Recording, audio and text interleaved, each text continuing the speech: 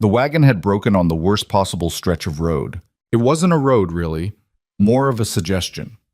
Two ruts worn into the red Oklahoma clay by years of cattle drives and wagon trains, cutting through scrub oak and switchgrass that grew so thick in places it swallowed the trail entirely. The left rear wheel had gone first, catching a buried root and snapping the axle with a sound like a rifle shot.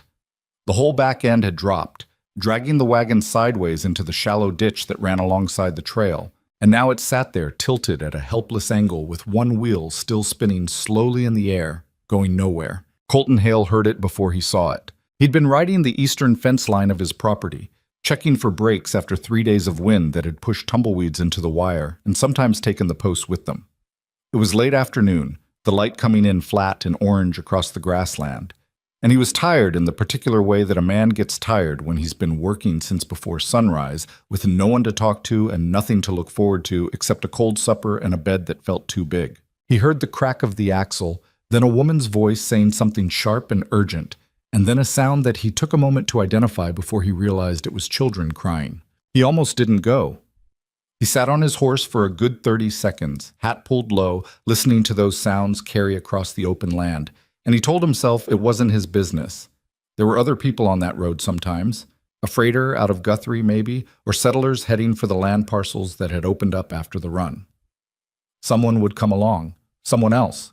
But the crying didn't stop, and Colton was not, in the end, the kind of man who could ride away from something like that, no matter how much he'd trained himself to want to be.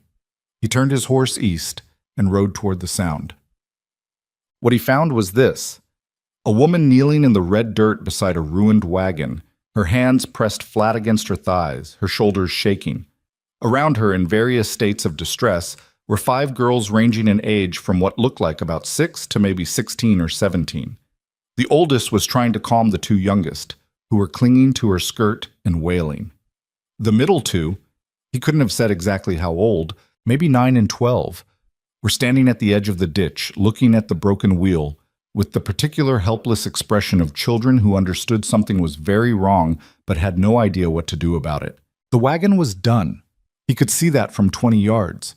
The axle had sheared clean through, and the way the frame had twisted when it went into the ditch had cracked 2 of the sideboards. Whatever was inside, and there was a considerable amount of it, boxes and bundles lashed down with rope, would need to be unloaded before the wagon could be moved at all, and moving it wouldn't fix the axle. He pulled up short of the ditch and dismounted, because riding up on a grieving woman and 5 children seemed like exactly the wrong approach. "Hello," he said. The woman's head came up fast. She'd heard his horse, of course, but she'd been so deep in whatever she was feeling that the sound of a human voice startled her anyway. She scrambled to her feet and turned to face him, and he got his first clear look at her. She was maybe 32, 33. Dark hair coming loose from the knot at the back of her head, several strands plastered against her cheek where she'd been crying. Her dress was plain and travel-worn, the hem muddy from the ditch, and there was a tear in the left sleeve that she'd tried to mend and hadn't quite finished. She had the look of a woman who'd once been put together and had recently stopped having the time or energy to maintain it. Her eyes went from his face to his horse to the gun on his hip and back to his face. He recognized the calculation in that look. She was deciding whether he was a threat. "Afternoon," Colton said. He kept his hands visible and his voice even. "Heard the axle go. You all right?" "We're fine," she said, which was so obviously untrue that neither of them bothered to pretend they believed it. "Axle's broken," he said. "I can see that." "You got anyone coming to help you?" She didn't answer that right away. The 2 youngest girls had stopped crying and were now staring at him with the open-faced curiosity of small children who haven't learned yet to be afraid of strangers. The oldest girl was watching him too, but her expression was a lot more like her mother's. Wary, measuring, not willing to give anything away. "No," the woman said finally. "We don't." Colton looked at the wagon again, then at the sky, which was doing the thing it did in late September where the color dropped out of it fast and the temperature dropped with it. They had maybe 2 hours of light left, possibly less. "Where were you heading?" he asked. Another pause. He could see her deciding how much to tell him. "Guthrie," she said. "We have family there. That's a day and a half from here. Maybe 2, depending on the road." He took off his hat and ran a hand through his hair. You can't fix that axle out here. Not tonight. I know that, she said, and there was something tight in her voice, something that was holding back a lot more than it was letting out. One of the little girls, the second youngest, maybe 7 or 8, with a long dark braid that had mostly come undone, walked up to Colton without any apparent fear and looked up at him with an expression of complete seriousness. Our wheel broke, she said. I see that, Colton said. Mama cried. Clara, the mother said, sharp. She did, the girl said, unrepentant.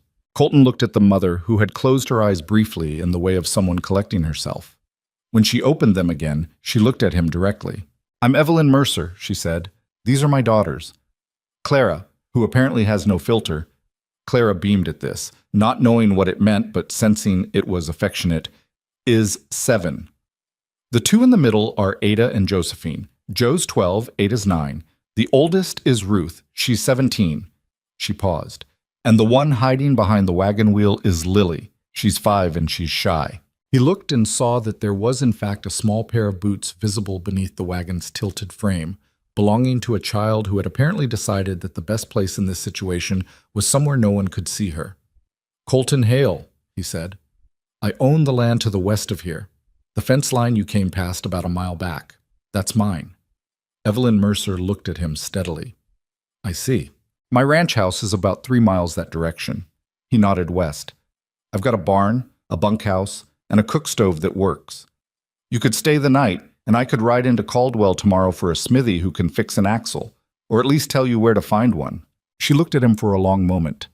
He could see what she was weighing. A strange man's hospitality, the risk of it, the alternative, which was a broken wagon in a ditch with 5 children and the temperature dropping and no one else in sight. Why? She asked. The question was blunt enough that it caught him a little off guard. Why what?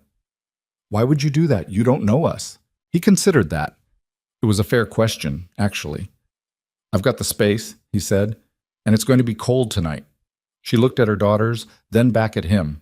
Something shifted in her expression. Not trust exactly, more like the decision to set distrust aside because the math didn't leave room for it. All right, she said. Thank you. It took them the better part of an hour to unload the wagon. Colton helped with his heavy things. A trunk that turned out to be almost entirely books, which surprised him. 3 crates of household goods wrapped in cloth to keep them from breaking. A cast iron skillet that weighed nearly as much as one of the younger girls. Ruth, the oldest, worked alongside him without being asked, steady and efficient in a way that told him she'd been hauling her weight for a while. Ada and Joe carried the lighter bundles, quarreling quietly about who was carrying more. Clara carried one small bag with enormous ceremony and kept stopping to announce that she was helping. Lily, coaxed out from behind the wagon wheel, carried her own cloth doll and nothing else, and watched everything with enormous dark eyes. Evelyn supervised, directed, and lifted things she probably shouldn't have been lifting. When Colton took a heavy box out of her hands without saying anything, she let him, which told him something about how tired she was. They couldn't take everything. The wagon itself would have to stay until it could be repaired and retrieved. He helped them lash the most essential things to his horse and then looked at the logistics of getting 6 people and considerable cargo 3 miles over rough ground in diminishing light. Can your older girls ride? He asked. Ruth can. The others, not really. He looked at the sky, the load, the 5 children. All right, Ruth rides with the cargo. I'll walk. How are the little ones with a horse? Clara will want to and Lily will be terrified, Evelyn said, with the flat certainty of someone who knew exactly what she was dealing with. Clara was already trying to pet his horse, which was tolerating this with the patience of an animal that had seen a lot of children and had made its peace with it. Lily had retreated to her mother's side and was holding onto her skirt with both hands, watching the horse with an expression of someone who had decided it was probably a monster. Tell you what, Colton said to Lily. He crouched down so he was at her level, which put him in the dirt and probably ruined his trousers, and he looked at her seriously. You don't have to ride if you don't want to, but it's going to be a long walk. Lily looked at him. She had her mother's eyes, dark and watchful. How long? She asked in a voice barely above a whisper. Long, he said honestly. She thought about this. Will you hold on to me? The whole time, he said. She considered this for another moment, then nodded. once, very grave. They made it to the ranch house just as the last of the light gave out. Colton had been right about it being cold. The temperature had dropped fast once the sun went, and by the time they came up the track toward the house, the little girls were shivering under the blankets he'd pulled from behind the saddle. Lily had in fact ridden in front of him, rigid with anxiety for the first half-mile, and then, against what seemed to be her better judgment, asleep, leaning back against his chest with her mouth slightly open. He handed her, still sleeping, to Evelyn at the door, which required a kind of careful coordination that woke her halfway. She looked up at him with the unfocused eyes of a child not sure where she was.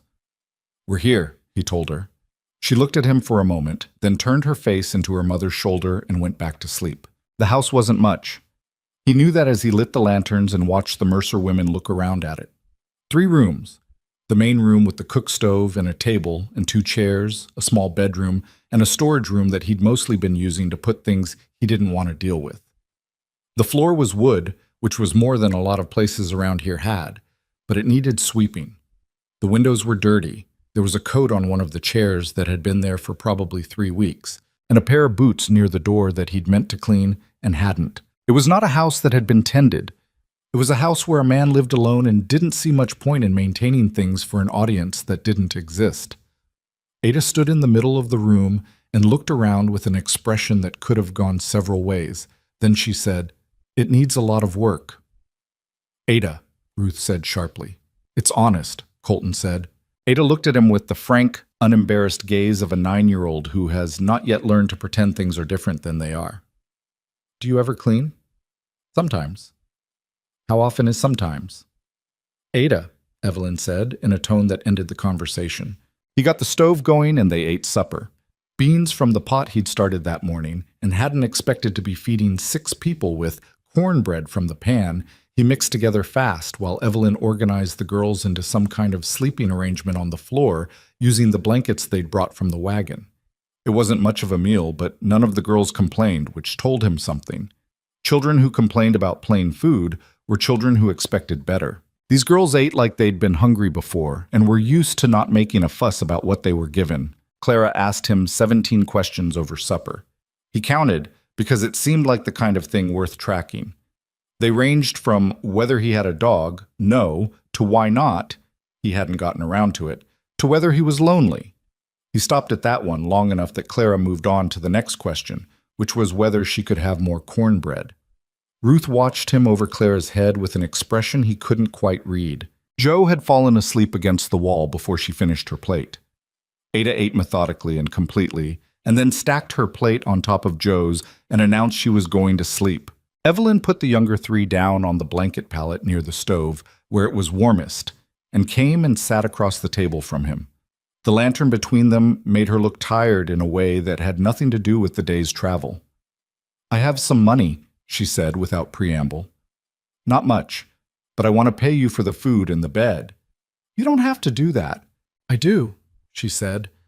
There was something firm in it, not pride exactly, more like a principle she'd decided on and wasn't going to negotiate. "I don't take charity." "All right," he said. She looked at him. "You agreed very fast." "You seem like someone who means what they say." She studied him for a moment, like she was trying to figure out if he was making fun of her. He wasn't. She seemed to conclude that. "My husband died 8 months ago," she said. "Fever. There was nothing. No savings, nothing put by. He was a good man, but he wasn't—" She stopped. "We had a house, but there were debts I didn't know about, and the house went to pay them. We've been staying with my sister-in-law in Wichita, but she has her own family, and it was never meant to be permanent. My cousin in Guthrie wrote that there was work there. I thought we could make the trip." She glanced at the floor where her daughters were sleeping. "I thought I'd planned it better than this." "You did the best you could with what you had," Colton said. She looked at him sharply, like she was expecting something softer or something patronizing, and what he'd said was neither. "Yes," she said after a moment. "I suppose I did." "Axle will cost something to fix," he said, "but once it's done, you should be able to make Guthrie in 2 days if the weather holds." "I know." She folded her hands on the table. Her knuckles were chapped, the kind that came from working in cold water. "We'll manage." He believed her. She had the particular quality of women who had no other option but to manage and had made a kind of peace with that. "There's a bedroom," he said. "I'll sleep in the barn. You and the girls take the room." She started to say something. He could see the objection forming, and he held up a hand. "It's not charity," he said. "It's practicality. I've slept in worse places. The barn's dry." She looked at him for a long moment. "All right," she said. "Thank you." He took his bedroll and his coat and went out to the barn. He didn't sleep well. This was not unusual. He hadn't slept well in a long time, years maybe. There had been a period after his wife died, after the worst of the grief had burned itself down to something more like numbness, where sleep had come easier. But easy sleep was the sleep of a man who'd stopped caring much about anything, and that had its own kind of misery. Lately he woke in the dark and lay there thinking about nothing in particular, which was somehow worse than thinking about something. Tonight he lay on his back in the barn hay and listened to the horse shifting in its stall and thought about the woman and her daughters sleeping in his house. He wasn't sure what he'd expected when he rode toward that sound. Someone who needed a hand with a wagon, maybe. A freighter who could use help shifting cargo. He had not expected 5 children and a woman who'd told him in about 10 sentences more about herself than most people managed to convey in a month. Not because she was talkative, she wasn't. But because she'd been too tired to do anything but be direct, and directness had a way of covering a lot of ground fast. He thought about the girl Clara, who had asked him if he was lonely. He thought about Lily, asleep against his chest on the ride over, that small particular weight of a sleeping child, which he had not felt in years. He hadn't had children. He and Margaret had been trying when she died. That was a long time ago now. He didn't think about it much anymore, which probably meant he thought about it more than he knew. He stared at the barn roof and listened to the wind. In the morning, Evelyn was already up when he came in from the barn. She'd started a fire in the stove and was making coffee with the grounds he had on the shelf, moving around his kitchen with the slightly careful efficiency of someone who knows they're in someone else's space and is being respectful of it. One of the middle girls, Jo, was sweeping the floor with his broom, which she appeared to have found in the corner and deployed without being asked. Ada was outside. He could hear her, talking to the chickens. "You didn't have to do all this," he said. "I know," Evelyn said. She didn't stop what she was doing. "Coffee?" "Yes." She poured 2 cups and set them on the table and sat down across from him, and there was something almost companionable about it. 2 people sitting down to coffee in the morning, which was a thing he had not done with anyone in a very long time. "I've been thinking," she said. "All right. The axle will take time to fix, possibly several days if the smithy is busy." "Possibly," he agreed. "And we have nowhere else to go while it's being done. My money situation is—" She paused, chose the word carefully. "Limited. The boarding house in Caldwell is $3 a night, which I looked into before we left Wichita, and that's more than I can—" She stopped again. He didn't say anything. He could see where this was going, and he thought she should be the one to say it. "I want to propose something," she said. "And I want you to understand that I'm not proposing it because I think you owe us anything. You don't. You've already been generous." She wrapped her hands around her coffee cup. "While we're waiting for the wagon to be fixed, the girls and I could work. There's clearly plenty to be done here, and I can cook, I can clean, I can help with whatever needs doing. Ruth is good with animals. Ada is a hard worker when she puts her mind to it. Jo is—" She considered this. "Jo is better with her hands than you'd think, and Clara will do whatever she's told as long as you tell her why." A pause. "Not really a lot you can do with Lily yet, but she'll be 5 in November." He looked at her over his coffee. "You'd work for room and board while the wagon's being fixed." "Yes, it's a fair trade." He thought about it. He thought about the state of his house, which Ada had diagnosed with brutal accuracy the night before. He thought about the fence line he'd been meaning to clear, and the south pasture that needed reposting, and the 1,000 other things that a man working alone never had enough hours to finish. He thought about how quiet the place was, how the quiet had become something he moved around carefully, like furniture in the dark. "All right," he said. Evelyn nodded once. "Good." "One condition," he said. She looked at him steadily. "What?" "Nobody goes hungry." Whatever we're working on, whatever the arrangement is, the girls eat as much as they need." She looked at him for a moment, and something moved across her face that she covered quickly. "Agreed," she said. The smithy from Caldwell came out 2 days later, took one look at the axle, and told them it would be 10 days minimum. He had 2 other wagons ahead of them, and one he was fixing for a rancher east of town that was going to take most of the week. 10 days. Colton delivered this news to Evelyn in the yard that evening. She was standing near the garden beds that ran along the east side of the house. Neglected garden beds, mostly weeds with the remnants of what had once been vegetables. She'd been looking at them with the expression of a woman who'd already identified a project. She didn't say anything for a moment. He could see her doing the arithmetic, how much money she had, how far it needed to take her, how many days were in 10 days. "All right," she said. "You can stay here," he said. "Same arrangement." She looked at him. "For 10 days. For however long it takes." She turned back to the garden beds like she needed somewhere to look that wasn't him. "You don't have to do this, Mr. Hale." "I know," he said, "but there's work here that needs doing, and you and your girls are doing it, so it's not charity. It's an arrangement." A long pause. The sun was going down behind the house, throwing long shadows across the yard. "You live here alone," she said. "Yes." "How long?" He thought about it. "Going on 6 years." She turned to look at him then, and in the evening light he could see that she understood something she hadn't before. About the house. What it meant that it looked the way it did. About why he'd been riding a fence line by himself on a Sunday evening. "I'm sorry," she said. He didn't know quite what she was apologizing for, but he nodded anyway. "Thank you," he said, which seemed like the right answer. The 10 days became 3 weeks. The smithy had a problem with his forge. Then there was a question about whether the axle itself was salvageable or needed to be replaced entirely. Then it turned out that the replacement part had to come from Caldwell's supplier in Kansas City, which was going to take another week at minimum. By the time 3 weeks had passed, something had changed at Iron Creek Ranch that Colton couldn't have named exactly, but could feel every morning when he came in from the morning chores and found the house alive with the sounds of 5 girls and a woman who'd decided, since she was here, to actually be here. The garden beds were cleared and planted. It was late in the season, but Evelyn had calculated that there was time for a fast crop of turnips and kale before the first frost. The floors were clean, the windows had been washed.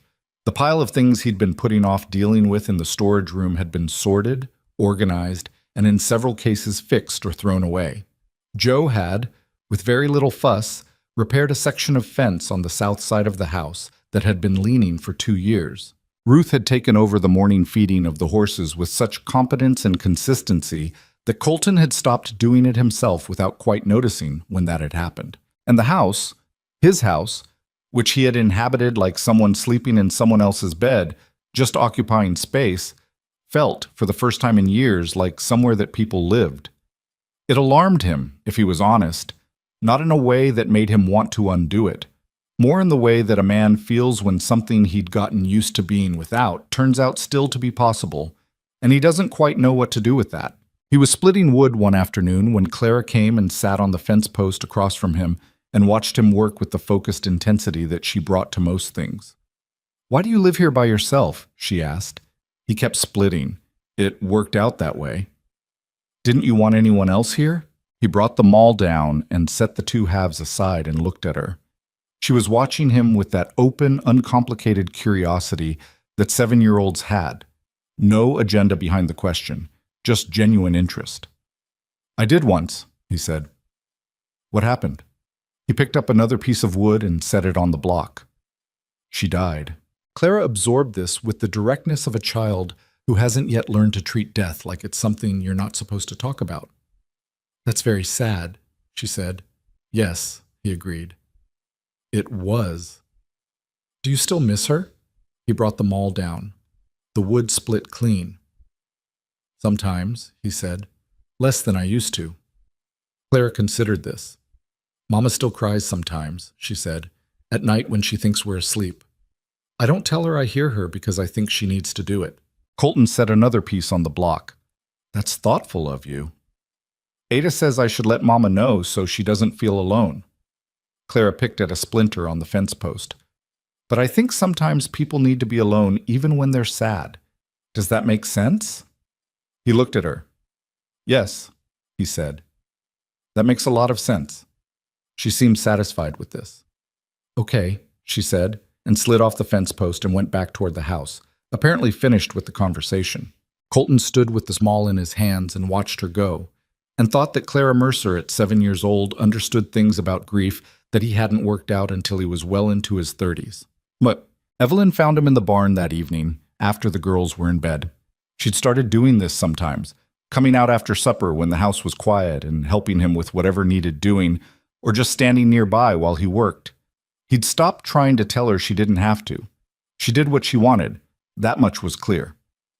The axle part came, she said. He looked up from the saddle he was mending. When? Message came from Caldwell this afternoon. Should be ready in 3 days. 3 days? He looked back down at the saddle. Good, he said. Yes, she said. And then, after a pause, I want you to know, the girls and I, we've been grateful for all of this. You worked for it, he said. You know it's not the same thing. He did know that. He set the saddle down. You'll be all right, he said. And Guthrie. She tilted her head slightly. You sound like you're trying to convince yourself. He looked at her. In the lantern light, she looked different than she had that first day, when she'd been on her knees in the dirt and holding herself together by sheer will. Not less tired, necessarily, but less like someone bracing for the next blow. More like herself, or some version of herself she'd started to allow back out. I suppose I'm asking, he said, whether you're sure about going. She was quiet for a moment. What are you actually asking, Mr. Hale? He didn't look away from her. I think you know. She held his gaze for a long time. He could see her working through something. Not what she felt, he thought, but whether what she felt was something she was allowed to have, given everything else. My daughters are asleep in your house, she said finally. I know that. They've started to... She stopped. They're settling in here. I've watched it happen over 3 weeks, and I kept thinking it would be time to go, and it kept not being time yet. And they've been... She pressed her lips together. Clara thinks this is her house. She's rearranged the shelf in the kitchen twice. He almost smiled. I noticed. If I tell them we're leaving in 3 days, you don't have to, he said. She looked at him. Colton? It was the first time she'd used his given name. He noticed it. We've been here 3 weeks. I don't know you well enough to eat. I know, he said. I'm not asking for anything. I'm just saying you don't have to go if you don't want to. She was quiet for a long time. Outside, the wind moved through the grass, the sound it made in September, dry and a little mournful, like something ending. I'd want to know, she said carefully, what you were thinking, about what that would look like. I don't have all of it worked out, he admitted. I know there are things to figure out, practical things, what people would say. People would say a great deal, she said, with the dry certainty of someone who'd already thought about this. They would, he agreed. You don't seem very concerned about that. I live 20 miles from the nearest town, he said. I'm not much bothered by what people say. She looked at him steadily. The lantern light moved. A horse shifted in its stall. 3 weeks of mornings with coffee at that table. 3 weeks of her daughters filling up the space in his house that had been empty for so long he'd stopped noticing. All of it sat between them in the quiet of the barn, not resolved, not decided, just present. 3 days, she said finally. The axle will be ready in 3 days. All right, he said. I'm not saying no, she said. I'm saying I need to think. That's fair. She nodded once, the way she did when she'd made a decision about something, and turned toward the barn door. Then she stopped. Colton, she said without turning back, she would have liked what you've done here, your wife. Whatever it looked like before, she would have liked what it's become. He didn't answer. He didn't know what to say to that. She went back to the house, and he sat in the barn with the saddle across his knees and the lantern burning low, and thought that Evelyn Mercer was possibly the most honest person he'd met in 6 years, which was either a very simple thing or a very complicated one. He wasn't sure yet which. The night before the axle was to be ready, Lily came and found him on the porch after supper. She'd gotten braver over 3 weeks. Still quiet, that was just who she was. But she'd started coming near him, sitting close when they were all around the table, watching him with those serious dark eyes. She stood at the edge of the porch now and looked at him, and he waited to see what she was going to do. She climbed up onto the step, then the porch, and stood next to his chair. Then she leaned against his arm, very slightly, the way children did when they wanted contact but hadn't quite decided to commit to it. He didn't move. He didn't make a big thing of it. He just let her be there. They sat like that for a while, the child and the man, looking out at the dark land and the stars coming up over the eastern horizon, while from inside the house came the sounds of her mother and her sisters, and the particular kind of noise that a house made when it was full of people who were starting to feel like they belonged in it. "I like it here," Lily said finally, in her small voice. "Good," he said. A pause. "I don't want to go." He looked down at her. She was looking at him steadily, with an expression far too serious for 4 years old. "Let's see what happens," he said. She seemed to accept this. She leaned a little more firmly against his arm, and after a while her breathing slowed, and he thought she might be falling asleep again, the way she had on the horse that first night. He didn't move. He sat with the child's weight against him and the stars coming out and the wind in the grass, and for the first time in a very long time, the quiet didn't feel like something he was enduring. It felt like something he was part of. The axle was ready in 3 days, exactly as promised. Colton rode into Caldwell himself to collect the part and pay the smithy, and on the ride back he had a lot of time to think, which was not particularly useful because thinking had not gotten him anywhere in 6 years, and there was no reason to believe it was going to start working now. The part sat wrapped in burlap in his saddlebag, and the October sky was the color of old pewter. And somewhere behind him on his property, a woman and her 5 daughters were doing the work of 3 ranch hands while deciding whether to leave. He got back to the ranch in the early afternoon. Evelyn was in the garden. She'd been in the garden a lot over the past 3 weeks. She'd taken to it with a focused energy that he recognized as the kind of thing people did when they needed somewhere to put feelings they didn't know what to do with. She looked up when he came through the gate, and then looked at the saddlebag, and then looked back at him. "You got it," she said. "I got it." She straightened up from the row she'd been tending. There was dirt on her hands and on the knee of her dress where she'd been kneeling. She looked at him steadily. "And?" she said. "And I told Henson he could keep it," Colton said, "unless you need it." A long pause. She looked at the saddlebag, then out across the yard toward the barn, where he could hear Joe talking to one of the horses in the serious, one-sided way she had. Ruth was somewhere on the south side of the property. He'd passed her mending fence on the way in, and she'd waved without stopping what she was doing. From inside the house came the sound of Clara, who appeared to be narrating something to an audience that may or may not have been listening. "You told him to keep it," Evelyn said. "For now. He'll hold on to it." She looked at him. He couldn't tell what she was thinking, which was unusual. Evelyn Mercer had a face that generally said what she meant, even when she was trying not to let it. But right now she was very carefully not telling him anything. "You should have asked me first," she said. "You're right," he said. "I should have." Another pause. She bent back down to the garden row, pulled a weed, set it aside. He waited. "The girls slept well last night," she said, which wasn't an answer to anything he'd said, but somehow felt like one. "Good," he said. "Lily didn't have any nightmares." She pulled another weed. "She's been having them since Daniel died. Almost every night for 8 months. She stopped, her hand in the dirt. "Last night she slept straight through." He didn't say anything. He wasn't sure there was anything to say. Evelyn sat back on her heels and looked up at him, squinting slightly against the flat autumn light. "I haven't made up my mind," she said. "I want you to know that. I'm not someone who makes decisions fast, and I've learned the hard way what happens when I do." "All right," he said. "But I'm also not leaving in 3 days." She looked back at the garden.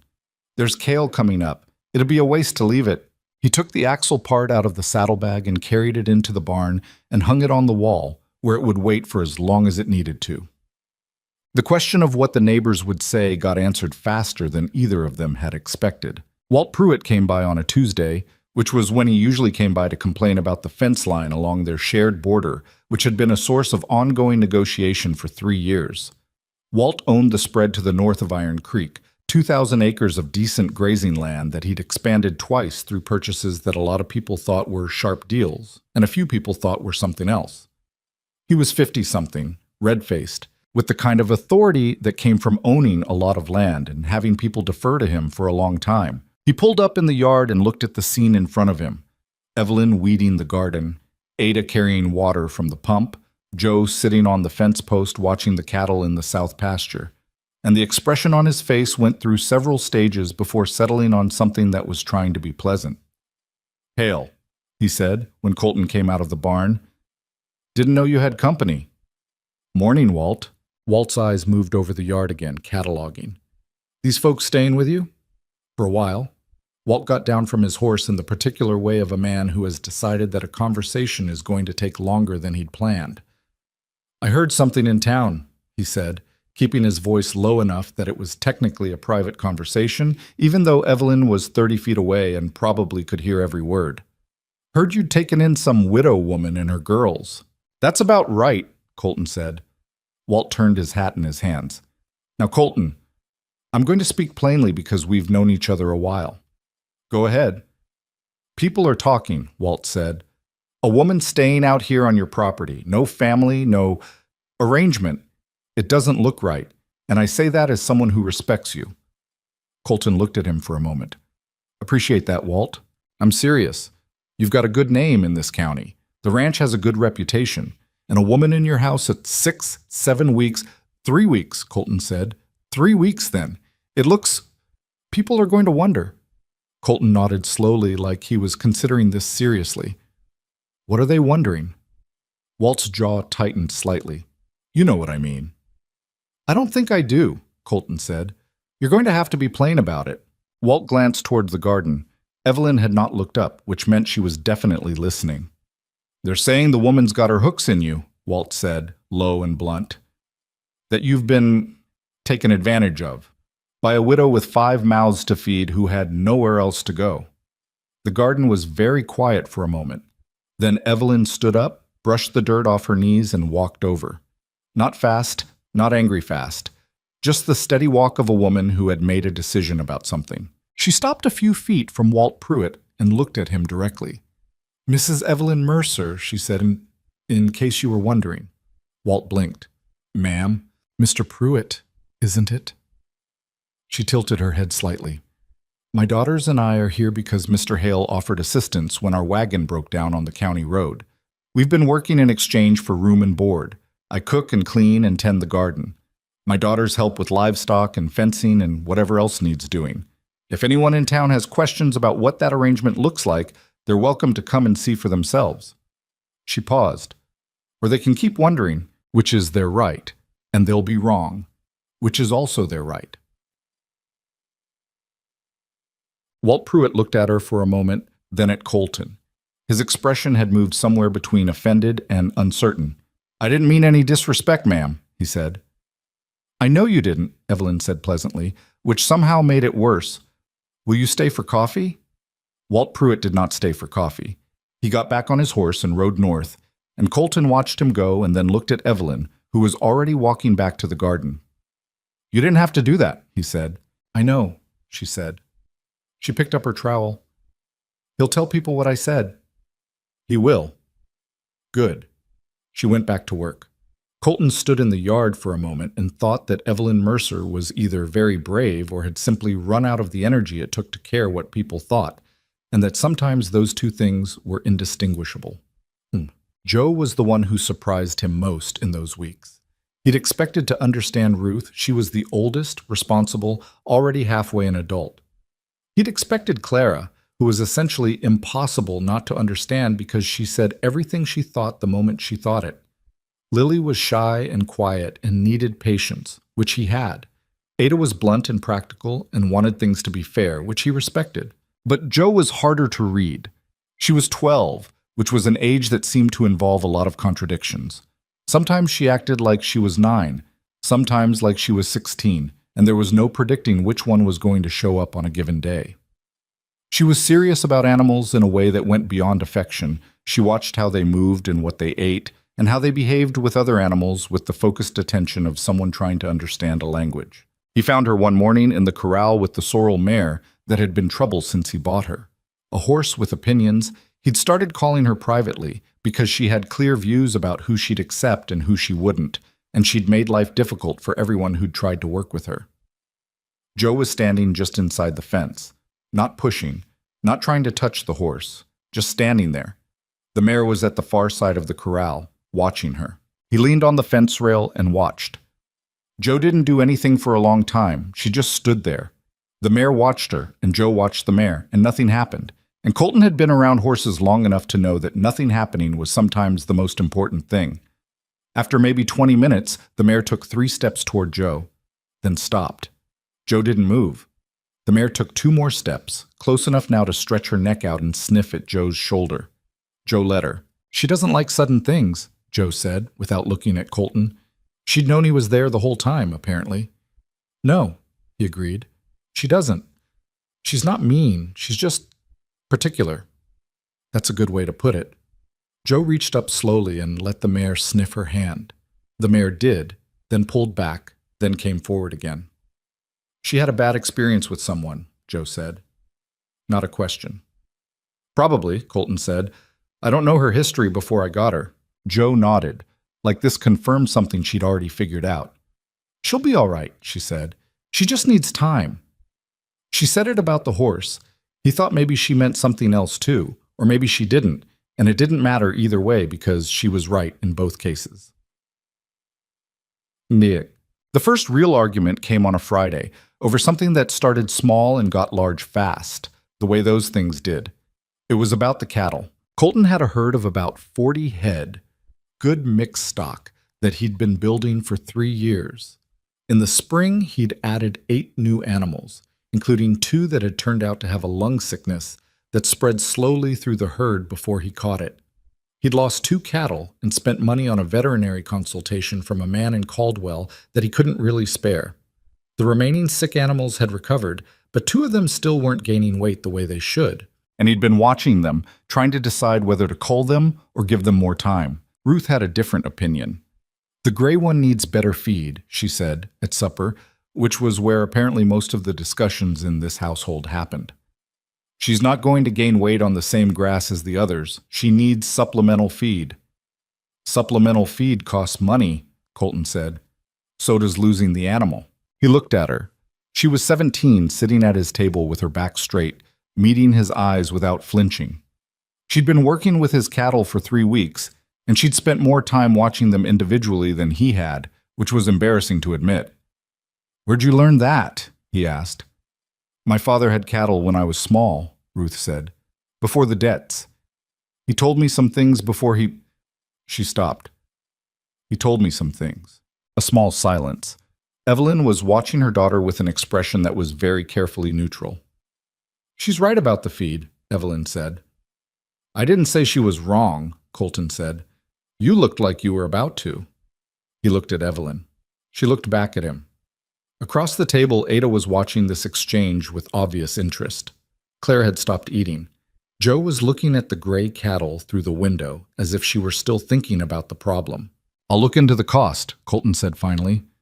"I already did," Ruth said. "Henson at the feed store has supplemental at $4 a sack. You'd need maybe 2 a week for her and the brown one both. It's $8 a week, but if they gain weight and you sell them in the spring, you make it back and then some." He looked at her for a long moment. "You went to the feed store." "Joe and I rode in Tuesday while you were on the east pasture," Ruth said. "Mrs. Calloway at the dry goods let us use her paper to do the figures." He sat back in his chair. He wasn't sure if he was annoyed or impressed, and he suspected it was both, and that the ratio was shifting. "You could have asked me first," he said. "I was going to," Ruth said. "I'm asking now." He looked at Evelyn, who was very carefully not having an opinion. $4 a sack, he said. 8 a week, Ruth confirmed, but only until they're back to weight, which should be 6, maybe 8 weeks. He thought about it. He thought about the cattle and the cost, and the fact that a 17-year-old girl had ridden into town on her own initiative and done the arithmetic before bringing it to him. "All right," he said. Ruth nodded once. I'll tell Henson to set aside 2 sacks. I'll go myself, he said, but you can come along and tell him what you need. Something shifted in Ruth's expression, not quite a smile, but the thing that came before one. Yes, sir, she said, which was the first time any of the girls had called him that, and he wasn't entirely sure how he felt about it. The night came in the 3rd week of October that tested the whole arrangement in a way that smaller things hadn't managed to. It started with weather. The temperature had been dropping steadily for a week, which was normal for Oklahoma in October, but the storm that came in on the 14th was not normal. It started as wind, then rain, then both together in a way that turned the yard into mud and found every gap in the barn siding. Colton was up at midnight reinforcing the barn door when he heard something go wrong. A cracking sound from the west side of the building, and then a section of the older roof gave way, not completely, but enough to let the rain in directly over 2 of the stalls. He got the horses moved, got the cattle he'd brought in for the weather settled in the dry half, and spent the next 2 hours in the rain trying to rig a tarp over the gap, which was a miserable job for one person and nearly impossible. Ruth appeared at the barn door at 2 in the morning. She was wearing her coat over her nightgown, her hair loose, carrying a lantern. She looked at the situation, handed him the lantern, and climbed up to the loft without asking permission or waiting for instruction. Where do you need it? She called down. Left side, toward the far wall, he said. Watch the beam. It's wet. I see it. They got the tarp secured in another half hour. It was not elegant, and it was not going to hold forever, but it would hold through the storm, which was all that was required. When they climbed down, both of them soaked and mud-streaked, Ruth looked at the repair with the critical eyes she brought to most things. You need to re-roof that section before winter, she said. I know. Before the next rain, ideally. I know, Ruth. She looked at him, and something in her expression relaxed slightly. That slight softening that meant she was letting the oldest daughter part of herself stand down. Sorry, she said. I do that. It's a useful thing to do, he said. Just annoying, she said. I was going to say thorough. She almost smiled. Mama says the same thing. About annoying. She looked at the tarp. I know it needed to be said. It did, he agreed. She picked up her lantern. The little ones are still sleeping. Mama's up. She'll have heard the noise. Go back inside, he said. I'll be in a minute. She went. He stood in the barn for a moment and listened to the rain hammering the roof, and thought about the fact that Ruth Mercer had climbed into a wet barn loft in the middle of the night without being asked, because it needed doing, and she was the one who was there. He thought about how long it had been since anyone had been here to do things because they needed doing. Not hired hands who did what they were paid to do, but someone who just saw the problem and went toward it. When he came inside, Evelyn was at the stove, still in her nightclothes, with the coffee already on. How bad? She said. Manageable. He shook the water off his coat. Ruth helped. Evelyn looked up from the stove. Of course she did. She said it quietly, with a complicated kind of pride in it. That girl has been holding things together since before she should have had to. He sat down at the table. The lamp was low, just enough light to see her face and the steam rising from the pot on the stove. She told you about the cattle feed, he said. She'd worked it out before she told me. That's Ruth, Evelyn said. She doesn't bring you problems. She brings you problems with solutions. She poured 2 cups and set one in front of him. Daniel used to say she was going to run something someday. A business, a ranch, something. He said she had the head for it. She sat down across from him, wrapped her hands around her cup. He was right. He was right about a lot of things. Outside, the storm was still going. Inside, the lamp made its small circle of light, and the coffee was hot, and the house was quiet except for the rain. You miss him, Colton said. Not a question. Every day, she said. Not always the way I expected to. Sometimes it's small things. There's something I want to tell him, and I turn around and he's not there. Sometimes it's larger than that. She was quiet for a moment. The first month I was just angry, which surprised me. I didn't know I was an angry person, but apparently I am, when I'm grieving. What were you angry at? She thought about it.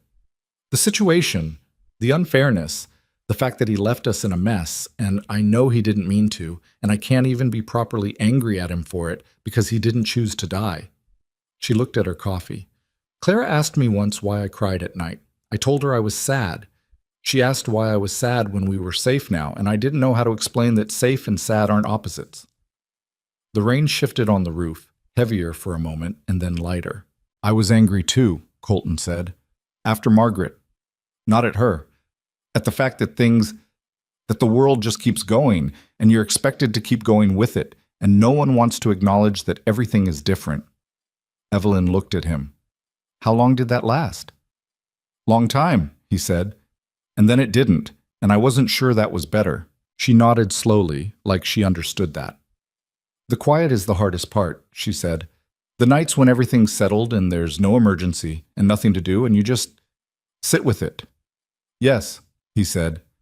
She looked at him across the table, in the lamplight, in the rain, and what passed between them was not words. It was more like recognition.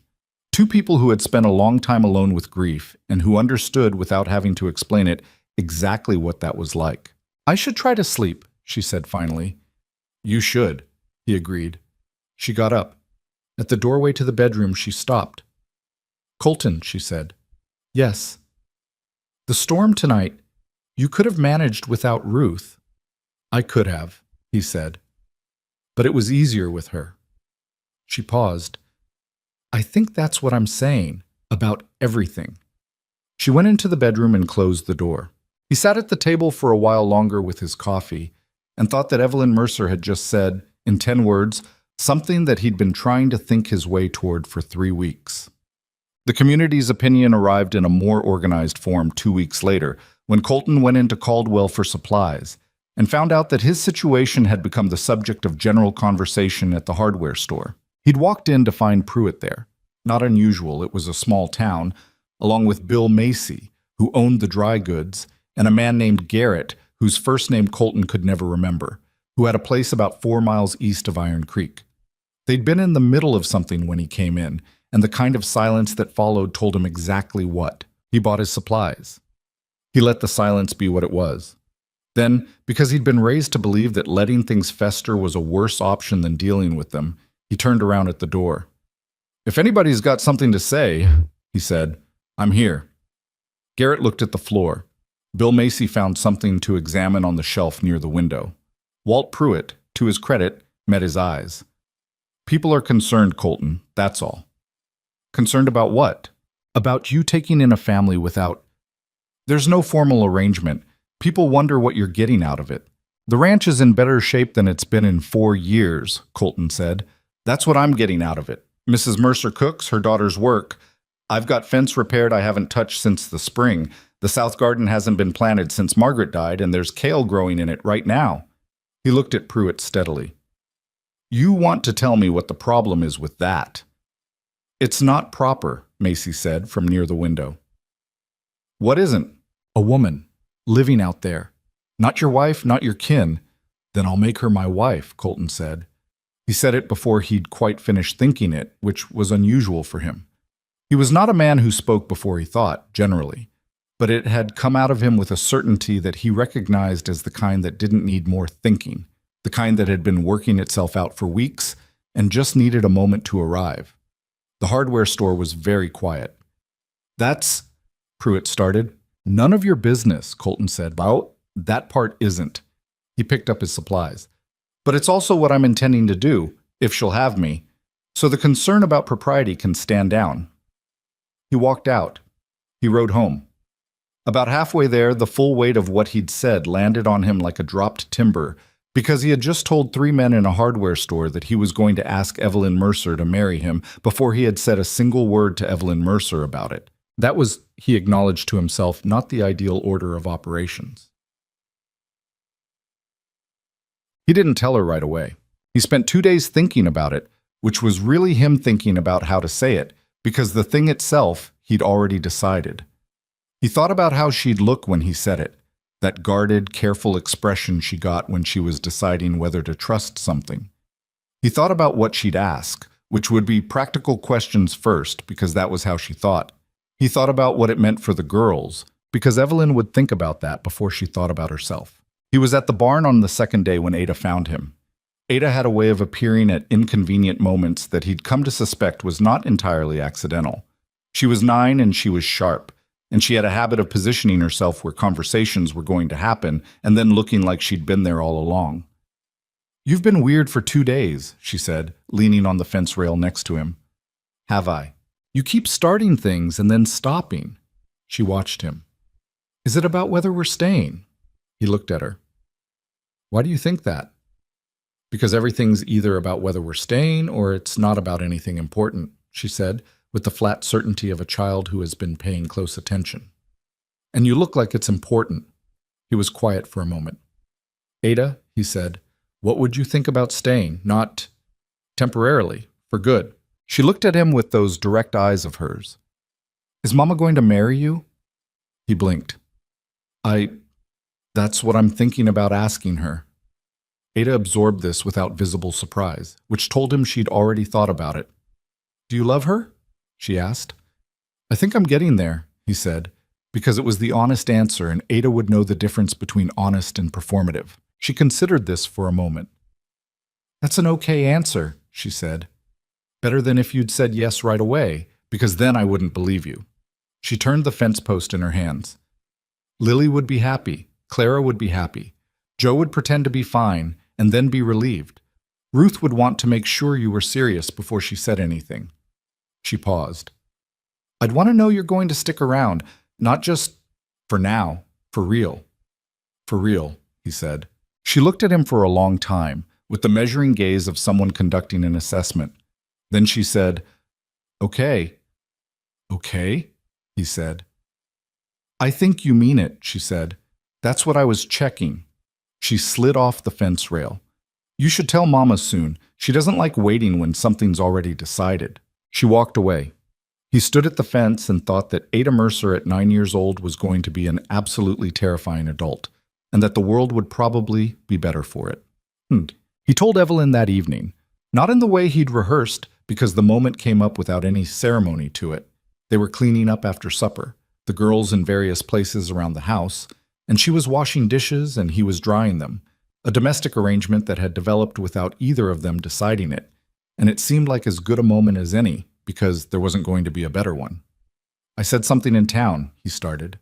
She kept washing. "All right. I told Pruitt and some others that I was intending to ask you to marry me." The dish she was washing stopped moving for a moment. Then she started again, very deliberately. "You told them before you told me." "I did," he said. "I know that's backwards." "It's considerably backwards, yes." "I know." She set the dish down and turned to look at him, and whatever she'd been going to say seemed to rearrange itself when she saw his face. "Are you actually asking me," she said, "or telling me what you already said to other people?" "Asking," he said. "I'm asking. The other thing was, I got pushed into saying it before I'd worked up to it." She looked at him for a long time. Her hands were still wet from the dishwater. "Colton," she said, "I have 5 daughters. 3 of them are going to need schooling. Ruth is going to need something more than this ranch can give her in a few years. Clara is—" She stopped. "You understand what you're taking on." "I understand it better than I would have 6 weeks ago," he said, "and I understand it clearly enough to be asking." She was quiet. He could hear the girls, Clara in the other room telling some involved story to Lily, Joe's voice, low and calm, talking her down from something. Ruth upstairs, the sound of her footsteps. "Why?" Evelyn said, not challenging, just asking. "Because the ranch is better with you here," he said, "and I am too." She looked at him the way she did when she was deciding whether to believe something, the way that felt like being read. Then she picked up the dish she'd set down and finished washing it and handed it to him. "Give me some time," she said. "How much?" She thought about it. "Not much," she said. "I'm not someone who needs a lot of time when I already know what I think." She handed him another dish. "I'm not saying no." "I know," he said. "I'm saying I need to think it through. The girls, the practical things." "All right." She washed the last dish and handed it to him and pulled the stopper from the basin. "You should fix the west barn roof before the next rain," she said. "It's been on your list for 2 weeks." "I'll do it tomorrow," he said. "Good." She dried her hands. "I'll think about the other thing." She went to check on the girls. He put the last dish on the shelf and stood in the quiet kitchen and thought that a conversation about whether someone would marry you ending with a reminder about the barn roof was probably not the way such conversations were supposed to go, but that it was exactly right for Evelyn Mercer, and that this was one of the reasons he'd asked. He thought he could spend a long time with a woman who kept her feet that firmly on the ground. The October night settled around the ranch house, and inside the sounds of the household, 5 girls and their mother, the small ordinary sounds of a family, moved through the rooms like something that had always been there, like the house had been waiting for them and had simply stopped waiting now. He stood in the kitchen and listened to it and did not feel alone. Evelyn said yes on a Thursday morning, 4 days after he'd asked. She found him at the barn before breakfast, which was where he was most mornings, checking the horses, going over whatever needed doing before the day got away from him. She came across the yard in her coat, the air cold enough that her breath showed, and she didn't have any particular expression on her face, which he'd learned meant she'd already worked through whatever she was feeling and arrived at the decision side of it. "Yes," she said, without preamble. He turned from the horse he'd been checking. "Yes. I have conditions," she said. "All right." She held up one hand, not dramatically, just the way she organized things, visible and orderly. "The girls keep their father's name. I won't ask them to change it, not unless they want to someday on their own. That's their choice, not ours." "Agreed," he said. "Ruth needs to be consulted. Not asked permission. She's not our equal in this decision, but consulted. She's been the one holding things together for 8 months, and she deserves to know that we see that." "Agreed. And I need you to understand that I'm not the same woman I was before Daniel died. I don't know yet who I am now. Some of it I'm still working out." She looked at him steadily. "I'm saying that so you know what you're actually getting, not what you might be imagining." He looked at her for a moment. "I've been watching what I'm getting for 6 weeks," he said. "I'm not operating on imagination." Something in her shoulders eased slightly. "Okay," she said. "That's all?" he asked. "That's the main things." She glanced back at the house. "Clara is going to be impossible about this. I want you to be prepared." "How bad?" "She's going to want to plan everything and tell everyone she meets for at least 6 months." Evelyn said this with the flat exhaustion of a woman who loved her daughter completely and was also very tired just thinking about it. "There's nothing to be done about that." "I'll survive," he said.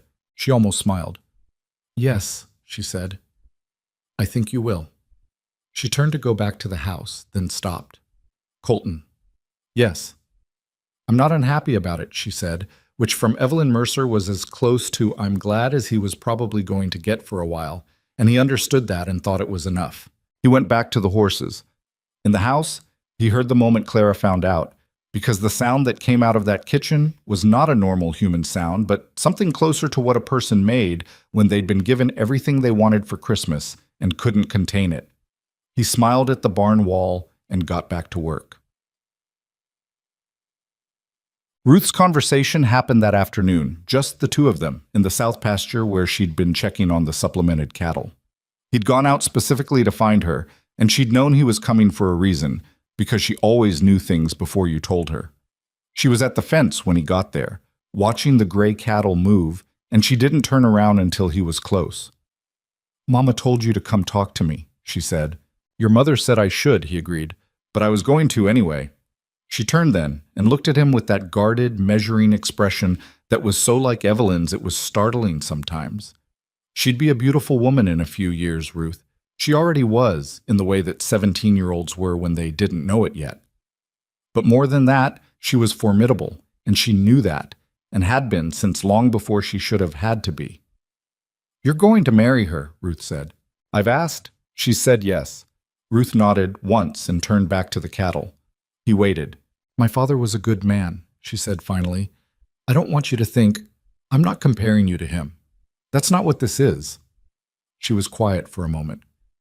"He was kind and he worked hard and he loved us. He couldn't keep things together. The money side, the practical side.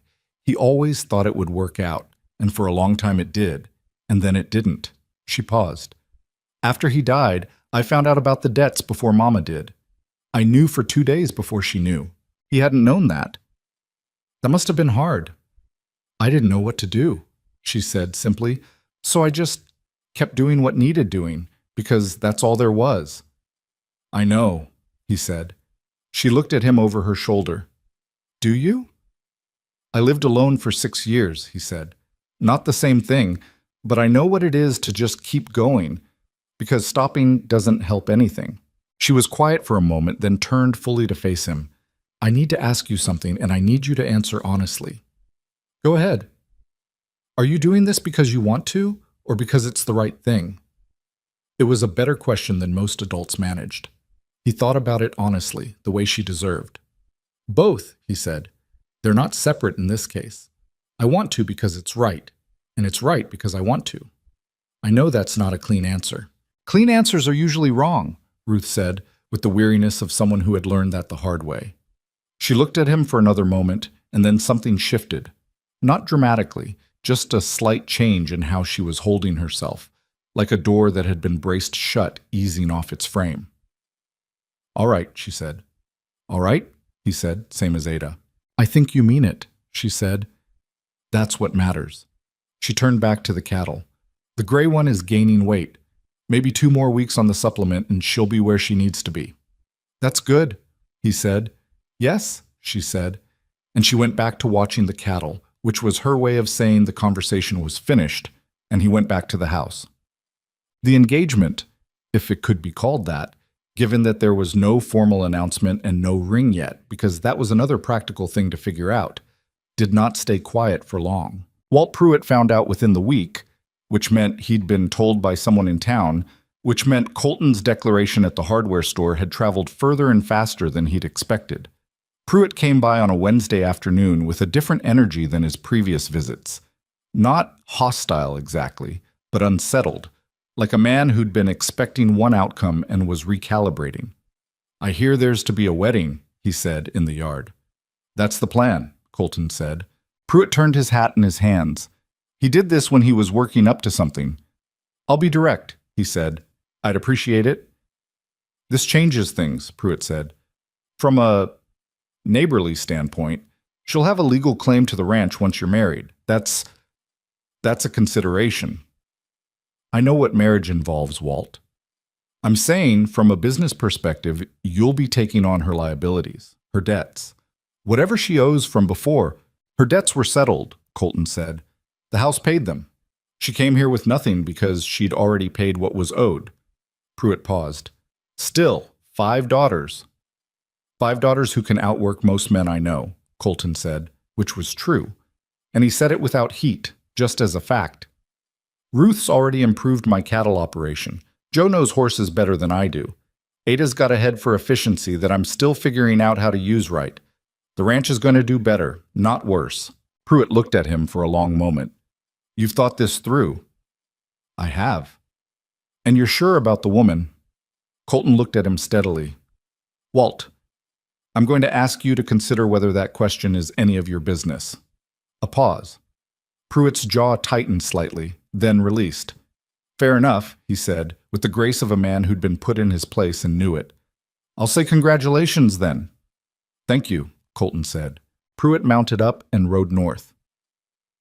Colton stood in the yard and thought that Pruitt wasn't a bad man. He was a man who organized the world in a particular way and got uneasy when the organization shifted.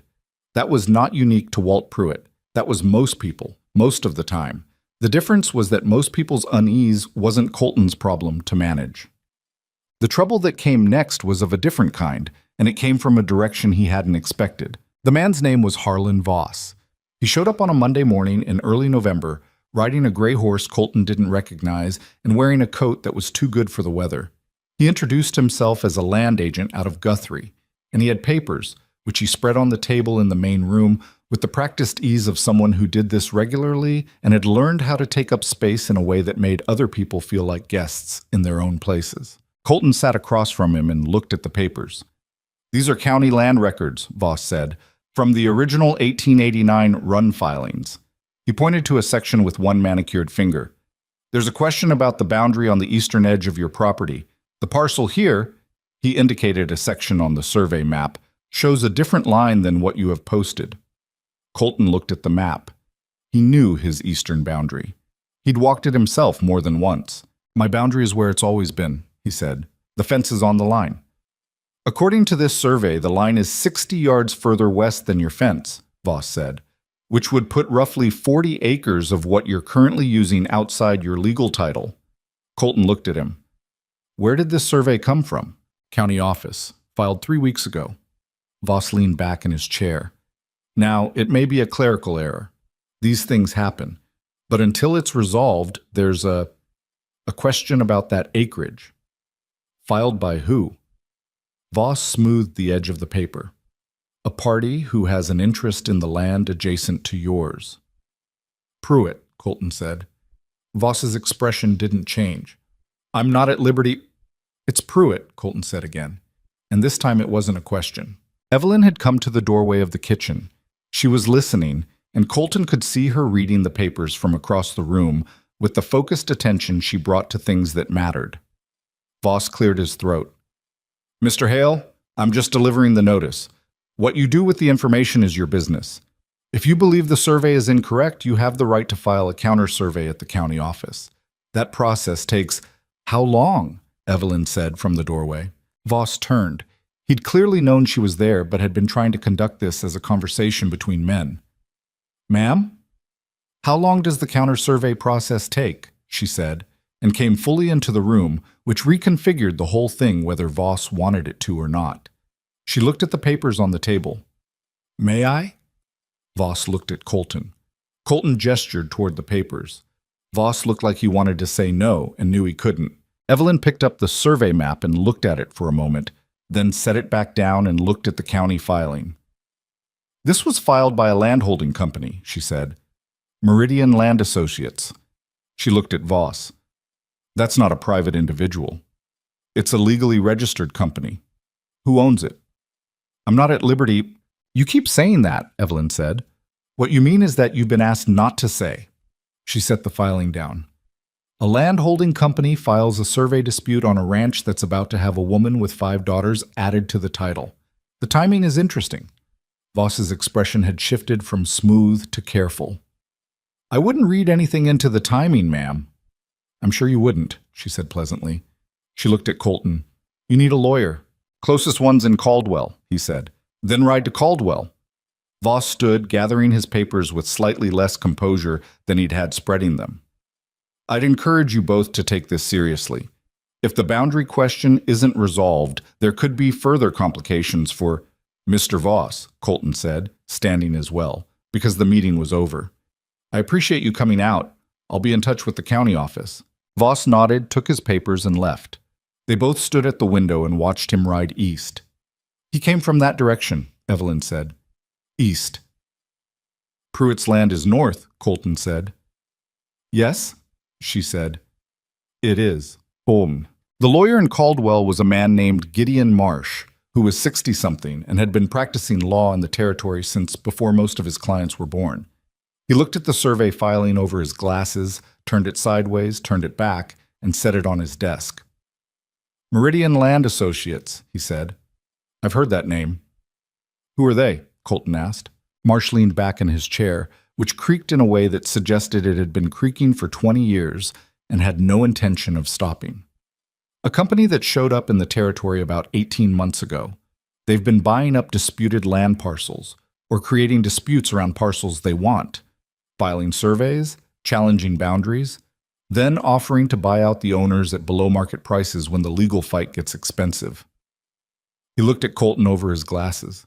You're not the first rancher they've approached. How many others? 3 that I know of, 2 settled, 1 still fighting.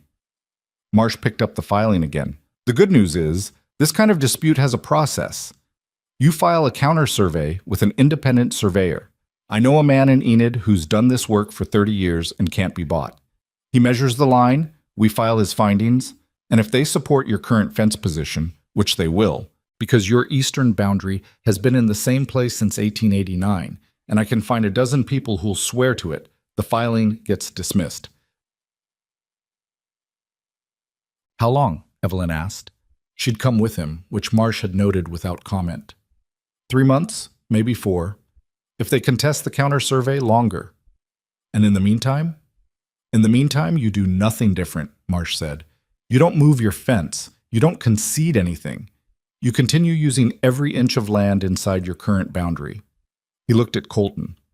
Can you afford the survey cost and my fees? Colton thought about it. What are we talking about? Marsh named a figure. It was not small. Colton did the math in his head, and the math was uncomfortable. Evelyn looked at him. I have some money, she said quietly. Evelyn, not much, but some. What I saved from Wichita. She looked at Marsh. Would it help? Every bit helps, Marsh said. It's not your fight, Colton said, low enough that it was just between them. She looked at him steadily. In approximately 4 weeks, it will be my name on that title too, she said. So yes, it is. He looked at her. She looked back. He turned to Marsh. Get started on the counter survey, he said. I'll have the first payment to you by end of week. Walt Pruitt came by 2 days later. Colton had been expecting him. He pulled up in the yard late in the afternoon, and this time he didn't get off his horse, which meant he either didn't plan to stay long or he wanted to be able to leave fast. Heard you lawyered up, Pruitt said. That's right. Pruitt looked at the house, then back at Colton. You know I didn't file that, he said. Colton looked at him. Then who did? The company. Pruitt stopped. He took off his hat, held it, put it back on. He was doing the thing he did when he was uncomfortable, which was rearranging things. I may have mentioned to someone that your situation here was changing, that you were taking on a family, more mouths to feed, more expense, that the timing might be... He stopped again. You told someone at Meridian that I might be pressured into selling, Colton said. Pruitt's jaw worked. I didn't know they'd file a boundary dispute. I thought they might approach you with an offer. And if I'd sold, what would that have gotten you? A long pause. Pruitt looked out at the horizon. The land adjacent to mine has always been... Walt, Colton said. Look at me. Pruitt looked at him. I'm going to say this once, Colton said. I'm not selling. I'm not moving the fence. I'm not settling with Meridian, and I'm not letting 6 months of legal fighting push me into anything. My family is staying on this land. He let that word land, family, and watched Pruitt register it. Now, I've known you for 15 years. I've dealt with you fair, and I've expected the same back. What you did wasn't fair. I don't know if you meant it to go as far as it did, and that's the only reason we're still having a conversation, instead of me telling you to get off my land and stay off. Pruitt was quiet for a moment. I made a mistake, he said. The words came out stiffly, like a man who didn't say them often and was out of practice. Yes, Colton said. What do you need from me? Colton thought about it. Tell Meridian to drop it. If you've got any pull with whoever you talk to, use it. And if anyone in town asks you about Iron Creek Ranch, you tell them it's none of their business. A pause. Can you do that? Pruitt held his gaze for a moment, and Colton could see him doing the accounting, what he owed, what it cost, whether it was worth it. Yes, he said. I can do that. He rode north. Colton stood in the yard and let out a long breath and thought that the conversation had gone better than it had any right to. Behind him, the door opened. He didn't have to turn around to know it was Evelyn. How much did you hear? He asked. Enough, she said. She came to stand beside him. You told him it was your family. It is, he said. She was quiet for a moment, looking out at the land. The land dispute is going to cost more before it's done, she said. I know. Marsh is going to need that second payment by December. I know. We can sell 2 of the cattle, she said, the ones that aren't gaining, before winter feed costs eat into the margin. He turned to look at her. You've been running those numbers. I run numbers when I'm worried, she said. It's what I do instead of crying. She looked back at the land. The kale came in better than expected. We can sell what we don't eat. That's something. She paused. And Ruth had an idea about the sorrel mare. What kind of idea? She thinks we could breed her in the spring. The mare's bloodlines are good. Joe looked it up. A foal from that mare would be worth... She named a figure. He looked at the horizon and thought about the numbers she'd just laid out for him. Not as problems, but as a ledger, things on one side, things on the other, manageable if you looked at them clearly instead of sideways. When did you do all this? He asked. Last night, she said, when you were at the barn. She glanced at him. I don't sleep well when things are unsettled. Neither do I, he said. She nodded like this was useful information and turned back toward the house. Supper in an hour, she said. Ada's making the biscuits, which means they'll be either very good or completely wrong, and we won't know until they come out of the oven. He almost laughed. He followed her inside. Well, the community meeting happened on a Saturday in the second week of November, which was the kind of thing that Caldwell did periodically. A gathering at the feed hall where people talked about roads, water rights, and whatever else had accumulated since the last one. Colton had not been to one in years. He went to this one because Evelyn said he should, and because she said she was coming with him, and because he had learned in 2 months that when Evelyn decided something was necessary, the most efficient thing was to agree. She wore her best dress, which was not elaborate, dark blue wool, the collar pressed, her hair done up with more care than usual. Ruth came with them. The other girls stayed home, which was the right call. 5 daughters at a community meeting would have been a different kind of statement than the one they were trying to make. They walked into the feed hall, and the room did the thing rooms did. The conversations didn't stop, but they shifted. He felt it, and he could see from the way Evelyn's chin came up slightly that she felt it too. Bill Macy came over almost immediately. Colton, he said, and then, with the careful politeness of a man navigating something new, Mrs. Mercer. Mr. Macy, Evelyn said, pleasant and even. The meeting was the usual business. A road washed out east of town, a dispute about irrigation rights that had been going on for years and would go on for more years. When it opened up for general discussion, a man in the back named Carter, who Colton knew by sight but not well, stood up and said that he'd heard there was a land dispute out at Iron Creek, and he wanted to know if there was something the county should be looking at. The room got a degree quieter. Colton stood up. He was not a man who liked speaking in front of crowds, but he was capable of it when it was required. The dispute is with an outside land company, he said, Meridian Land Associates, out of Guthrie. They've filed a boundary challenge that's without basis. My lawyer is handling it through the proper county process. He looked around the room. If anyone else has been approached by Meridian, I'd suggest talking to Gideon Marsh in Caldwell. He's familiar with how they operate. 2 men in the middle of the room exchanged a look that said they had something to tell him after the meeting. He noted that. He sat back down. Evelyn leaned very slightly toward him, not touching, just close. He could feel the warmth of it. Carter wasn't quite done. I also heard that there was going to be a wedding, he said, and there was something in his tone that was not exactly hostile, but was not neutral either. A widow woman and her family moving on to the ranch. That's correct, Colton said, standing again. Mrs. Mercer and I will be married before the end of the month. Her daughters will be living at Iron Creek. I wanted people to know directly rather than through other channels. He paused. If anyone has a concern about that, I'm here. The room was very quiet. He waited. Walt Pruitt, who was sitting near the front and whose presence here Colton had not anticipated, stood up. The room noticed. Pruitt and Colton's 15-year relationship was known. I think I can speak for most of us, Pruitt said, which was a statement of such confident self-appointment that under other circumstances it might have been funny. When I say that what happens on Iron Creek Ranch is between the people who live there, he turned and looked at Carter. And that's about all that needs to be said. Carter sat down. Pruitt sat down.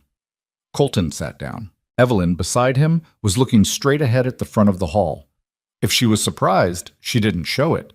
If she was moved, she didn't show that either. But her hands, folded in her lap, had relaxed, and he could see the difference. After the meeting, the 2 men who'd exchanged that look came and found him. Brothers named Whitfield, with farms about 8 miles east of his property. Meridian had approached them 6 months ago, they said. They'd said no, but the company had kept coming back. They wanted to know if Marsh could help them too. He gave them Marsh's name and shook their hands and introduced them to Evelyn, who listened to their situation and asked 3 questions that were more useful than anything he could have said. On the ride home, Ruth was quiet in the way she was when she was thinking hard. Colton drove the wagon.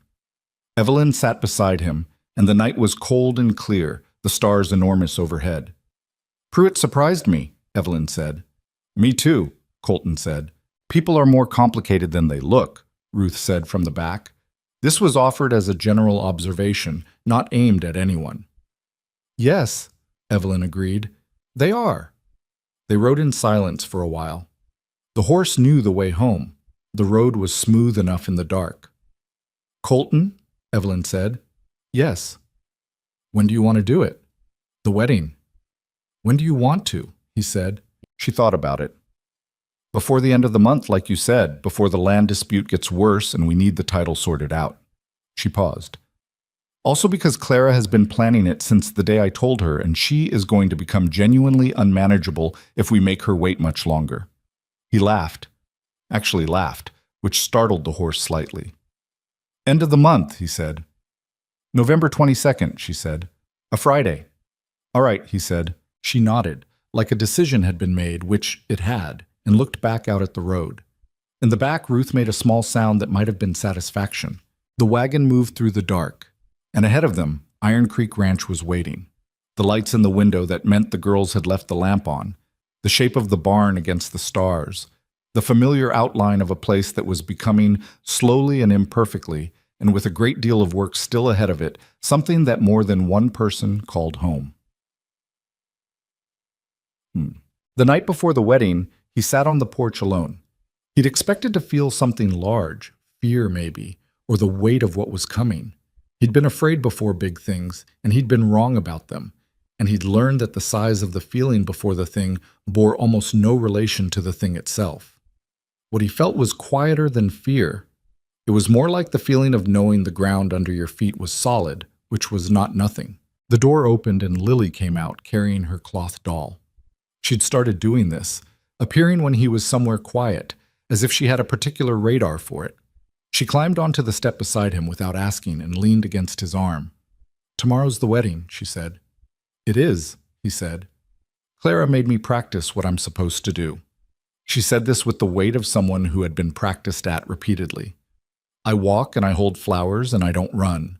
That's all there is to it, he said. Clara said there's more. Lily paused. There's a lot of things Clara says. Yes, he agreed. Lily was quiet for a moment, looking at the dark yard. Then she said, Are you going to be our papa? He looked down at her. She was looking at the yard still, not at him, which made it easier to say the true thing. I'd like to be, he said, if that's all right with you. She considered this with the gravity that she brought to most decisions. Okay, she said. Okay, he said. She leaned a little more firmly against him, settled, and looked up at the stars. He put his arm around her, which was something he'd never done before. He'd let her lean. He'd carried her once or twice when she was tired. But this was different. This was deliberate, and she let it happen without stiffening, just settled in like it was somewhere she'd been before. They sat like that for a while, the man and the small girl, while the stars moved overhead and the lamp in the window made its steady light, and inside the house, his family, the word was still new enough in his mind to feel strange and real at the same time, settled toward sleep. Tomorrow would be complicated. The land dispute was not done. There would be more hard seasons, more expenses, more moments when the math didn't work and they'd have to figure it out anyway. He had 5 daughters to think about now, and a woman who ran numbers at night instead of sleeping, and all of it was as far from simple as anything he'd ever taken on. But the ground was solid under his feet. That was enough to start with. The wedding was not what anyone would have called elegant. There was no church, because neither of them had strong feelings about that, and the nearest one was 12 miles away in a direction they'd have to backtrack from. There was no formal invitation list. What there was, the justice of the peace from Caldwell, a man named Earl Briggs, who smelled faintly of pipe tobacco and had married enough frontier couples to have stopped being sentimental about it. Gideon Marsh and his wife, because Marsh had become something like an ally, and it seemed right. The Whitfield brothers, who showed up with their wives and a pie that turned out to be genuinely excellent, and Walt Pruitt, who appeared at the edge of the yard about 10 minutes before it started, and stood there with his hat in his hands until Evelyn, who noticed everything, went and told him he was welcome to stay. Colton remembered 2 things clearly about the ceremony itself. The first was Lily, in her good dress, holding a bunch of dried wildflowers that Clara had assembled with the intensity of someone designing a cathedral, walking so carefully across the yard that she appeared to be navigating a minefield. She made it without running, which seemed to be the standard she'd been aiming for, and shot a look of pure triumph at Clara when she arrived. The second was Evelyn's face when she said yes. She wasn't crying. She wasn't glowing or radiant in the way people described brides in stories. She was just present, completely and entirely present, looking at him with the same directness she'd been looking at him with since that first night at the table. And what he saw in her face was not romance exactly, but something sturdier than that. Something that had looked at the full situation, the complications and the costs and the uncertainty, and had said yes anyway. He thought that was worth more than anything softer would have been. Briggs pronounced them married. Clara, who had been vibrating with contained energy for the entire ceremony, immediately burst into tears, which she'd apparently not planned to do and was now somewhat embarrassed about, which made Ruth put an arm around her, which made Clara cry harder. Ada watched this with the expression of someone taking notes. Joe was already talking to one of the Whitfield brothers about his horses. Evelyn looked at her daughters and then at Colton, and something moved across her face that wasn't quite a smile but was adjacent to one. "Well," she said. "Well," he agreed. The land dispute resolution came in February, which was a long time to wait and a harder winter than anyone had planned for. Marsh's surveyor, the man from Enid who was 70 years old and built like a fire hydrant and had been measuring land in the territory since before most disputes existed, came out in December and spent 2 days walking every inch of Colton's eastern boundary. He found the original survey stakes from 1889 under 6 inches of frozen ground, which was the kind of thing that only a 70-year-old man with 40 years of experience would have known to look for. He filed his findings with the county, and the findings were unambiguous. Iron Creek Ranch's eastern fence was precisely where it was supposed to be, within 14 inches of the original line. Meridian Land Associates filed a contest to the counter-survey, which Marsh had expected and prepared for. The contest went to the county land office in Guthrie, where it sat for 6 weeks while Colton and Evelyn watched their legal fees climb and their reserves shrink and tried not to do the math too often. The winter had its own opinions about the timing. The first serious cold snap came in December, right after the surveyor left. The temperature dropped 30 degrees in a single day, and the cattle needed to be brought in, which meant the barn needed to hold more animals than it was designed for, which meant the patched west roof section that had been adequate for fall became immediately inadequate. Colton and Ruth spent 2 days on that roof in cold that made your hands stop working right, relaying boards and tar paper while Evelyn handed tools up from the ladder, and Joe managed the cattle below, and Ada kept Clara and Lily inside with varying success. The second cold snap came in January and took out a water line on the south side of the property that served the stock tank. 3 days without reliable water for 40 head of cattle in below-freezing temperatures was a crisis that required a solution faster than any crisis should require one. Joe figured it out. She'd been thinking about the water system since October, apparently, in the background of her mind where she processed things, and she knew there was a secondary spring on the east pasture that they hadn't been using because the tank was functional. It took a full day of work to route water from the spring to a makeshift trough, and the work was cold and wet and miserable. But the cattle had water, which was what mattered. Colton told Joe afterward that she'd saved the herd. The spring was already there, she said, which was her way of declining credit, and which he'd learned to recognize and ignore. "You knew about it," he said. "That's what mattered." She shrugged with one shoulder and went to check on the cattle.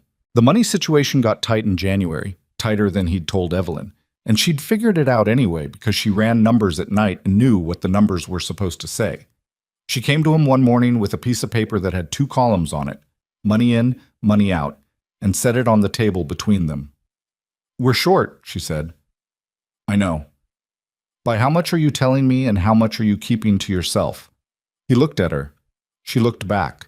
"There's about $60 I didn't mention," he said. "Colton." "I was going to...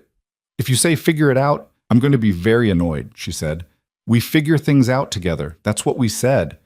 He hadn't exactly said that, but it was what he'd meant, and she knew the difference.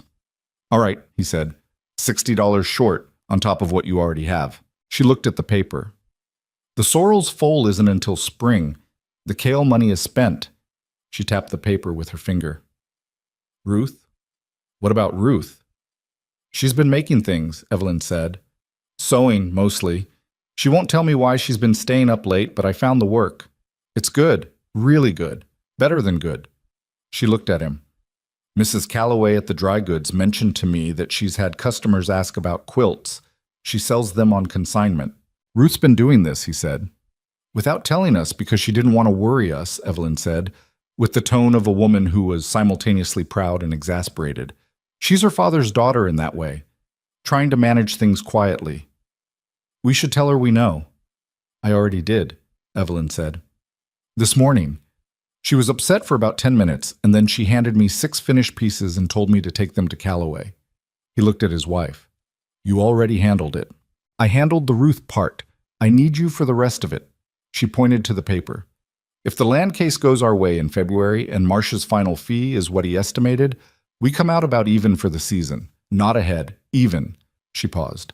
That's survivable. It is, he said. I want you to not keep things from me, she said. And it was not a request dressed up as something else. It was a direct statement. I know why you did it. You were trying to handle it before it became a problem. I understand that, but I need to know what's actually happening, even when it's bad. He looked at her for a moment.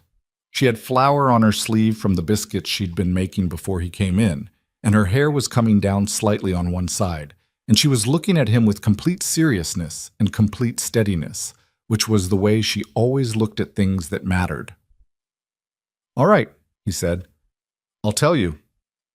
Thank you, she said, and picked up the paper and went back to the stove. On. The county land office ruled in their favor on a Wednesday in the second week of February. Marsh sent word by courier, a single note that said, Meridian's contest denied. Survey stands. Case closed. Come by when you can to sign the final papers. Colton read it at the breakfast table, and then read it again, and then handed it to Evelyn without saying anything. She read it, set it down, picked up her coffee. Good, she said. Clara, who had been watching both of them, said, What happened? The land case is settled, Evelyn said. In our favor? In our favor. Clara put both fists on the table, leaned forward, and said, Yes, with such concentrated intensity that Lily jumped. Inside voice, Evelyn said, without looking up from her coffee.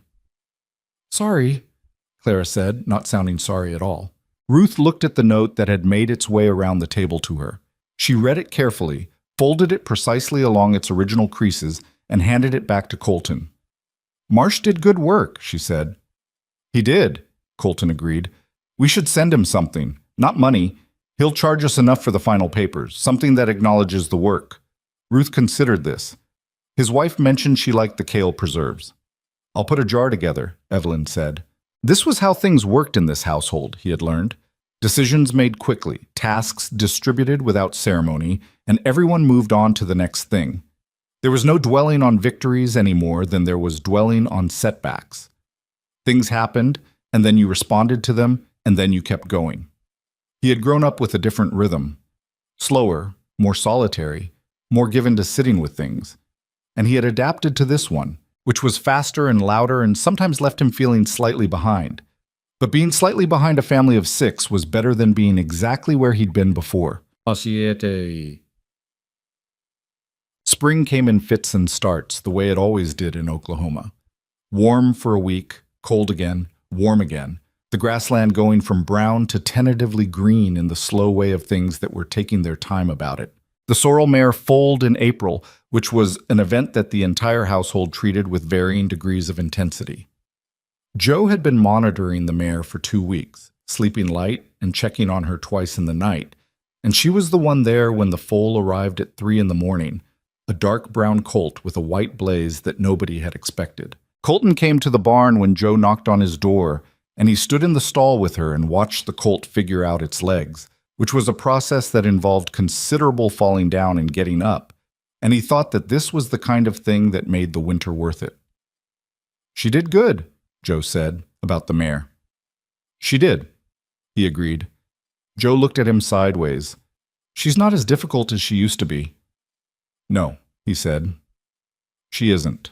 She just needed time, Joe said, which was what she'd said about the mare 8 months ago, and which still sounded like it was about more than horses, and which he still thought was probably both, and still thought didn't need to be said out loud. The colt was appraised in May by a horse dealer from Enid who'd been recommended by one of the Whitfields. He named a figure that made Evelyn's eyebrows go up, And then he named a different figure for what the colt would be worth trained and at 2 years. And Evelyn made a calculation that Colton could almost see happening in her eyes. "We keep him," she said after the dealer left. "That's 2 years of feed before we see a return," Colton said. "I know." She looked at him. "But the return is worth it." He thought about arguing and didn't because she was right. And arguing would be wasting time they could spend on other things. They kept the colt. Ruth left in June. It was not a surprise. He'd seen it coming since February, when she'd started receiving letters from a woman named Harriet Bowles in Guthrie, who ran a millinery shop and had heard, through a chain of connections that went from Mrs. Calloway to someone's cousin to someone else, about a girl in Iron Creek who made things with her hands. Ruth had been corresponding with her for 4 months before she said anything about it to either Colton or Evelyn, which was entirely in character. She told them on a Sunday evening when the younger girls were in the other room. "Mrs. Bowles has offered me a position," she said, "learning the trade, room and board included." She looked at the table, then at her mother, then at Colton. "I want to go." Evelyn was quiet for a moment. Colton watched her and could see the work she was doing, the separation of what she felt from what she knew, which was that her oldest daughter was 18 and capable and ready for something larger than Iron Creek could give her. "When?" Evelyn asked. "July," Ruth said. "I wanted to tell you now so there was time." She paused. "I've saved enough for the stage fare. You don't need to—" "Ruth," Colton said. She stopped. "We'll pay the fare," he said. "That's not something you save up for." She looked at him with that careful expression, the one she used when she was deciding whether to accept something. He'd learned that the way to help Ruth accept things was to say it simply and not make it complicated. "All right," she said. "Thank you." Evelyn got up and went to the window, which was what she did when she needed a moment she didn't want anyone to watch her take. Colton stayed at the table and Ruth stayed at the table, and they both let her have it. "You're going to do well," Evelyn said finally, to the window. Then she turned around and she was her usual self again, or close enough. "I want letters. Once a week. I don't care how short." "Once a week," Ruth said. "And if anything goes wrong—" "I'll tell you right away," Ruth said. "Not in 2 days when I figured out how to handle it. Right away." Evelyn looked at her. "You heard that." "I heard everything," Ruth said, which was simply true and not unkind about it. Evelyn sat back down and reached across the table and put her hand over Ruth's hand, which was not a thing she did often. She was not an openly demonstrative woman, and Ruth turned her hand over and held on, and they sat like that for a moment. "I'm proud of you," Evelyn said. "I've been trying to think how to say it right, and I can't, so I'm just saying it." Ruth pressed her lips together. "I know, Mama." "Good," Evelyn said, and let go. Clara's reaction to the news was, as most of Clara's reactions were, comprehensive. She cried, then planned Ruth's farewell meal with the intensity of a military campaign, then cried again, then asked Ruth 17 questions about Guthrie, then made Ruth promise to write specifically to her and not just to Mama, then cried once more, and then appeared to be done. Jo took the news quietly and spent an extra hour with the horses that evening, which was her way of processing most things. Ada said, "Who's going to manage the cattle feed?" "You are," Ruth said. Ada thought about this. "Okay," she said, which was how Ada took on new responsibilities. Without ceremony, just a recalibration of what she was responsible for. Lily cried for 20 minutes and then fell asleep, which was also how Lily handled most things. The morning Ruth left, Colton hitched the wagon to take her to the stage stop in Caldwell. She came out of the house with her bag, a proper traveling bag that Evelyn had found at the dry goods, dark green leather, which Ruth had looked at with an expression of someone who knew exactly what it meant and was trying not to show it. And she stood in the yard with her family around her. Clara hugged her for a long time. Jo hugged her and said, low, something Colton couldn't hear. Ada shook her hand, which made Ruth laugh, the real laugh that she didn't use often. Lily held on to Ruth's skirt until Ruth picked her up and held her and said, into her hair, "I'm going to send you something from Guthrie, something just for you." "What?" Lily asked. "It'll be a surprise," Ruth said. Lily looked uncertain about surprises. "A good one?" "The best kind," Ruth said. Evelyn hugged her daughter last, and it lasted longer than her hugs usually did. and neither of them said anything during it, and Colton looked away because some things were not meant to be witnessed. Ruth climbed up to the wagon seat and looked back at the ranch house, the barn, the garden that had started small and was now one of the most productive things on the property. She looked at all of it with the expression of a person committing something to memory. "It looks different than when we got here," she said. "Different how?" Colton asked. "Like someone lives here," she said. "Like it means something." He didn't say anything.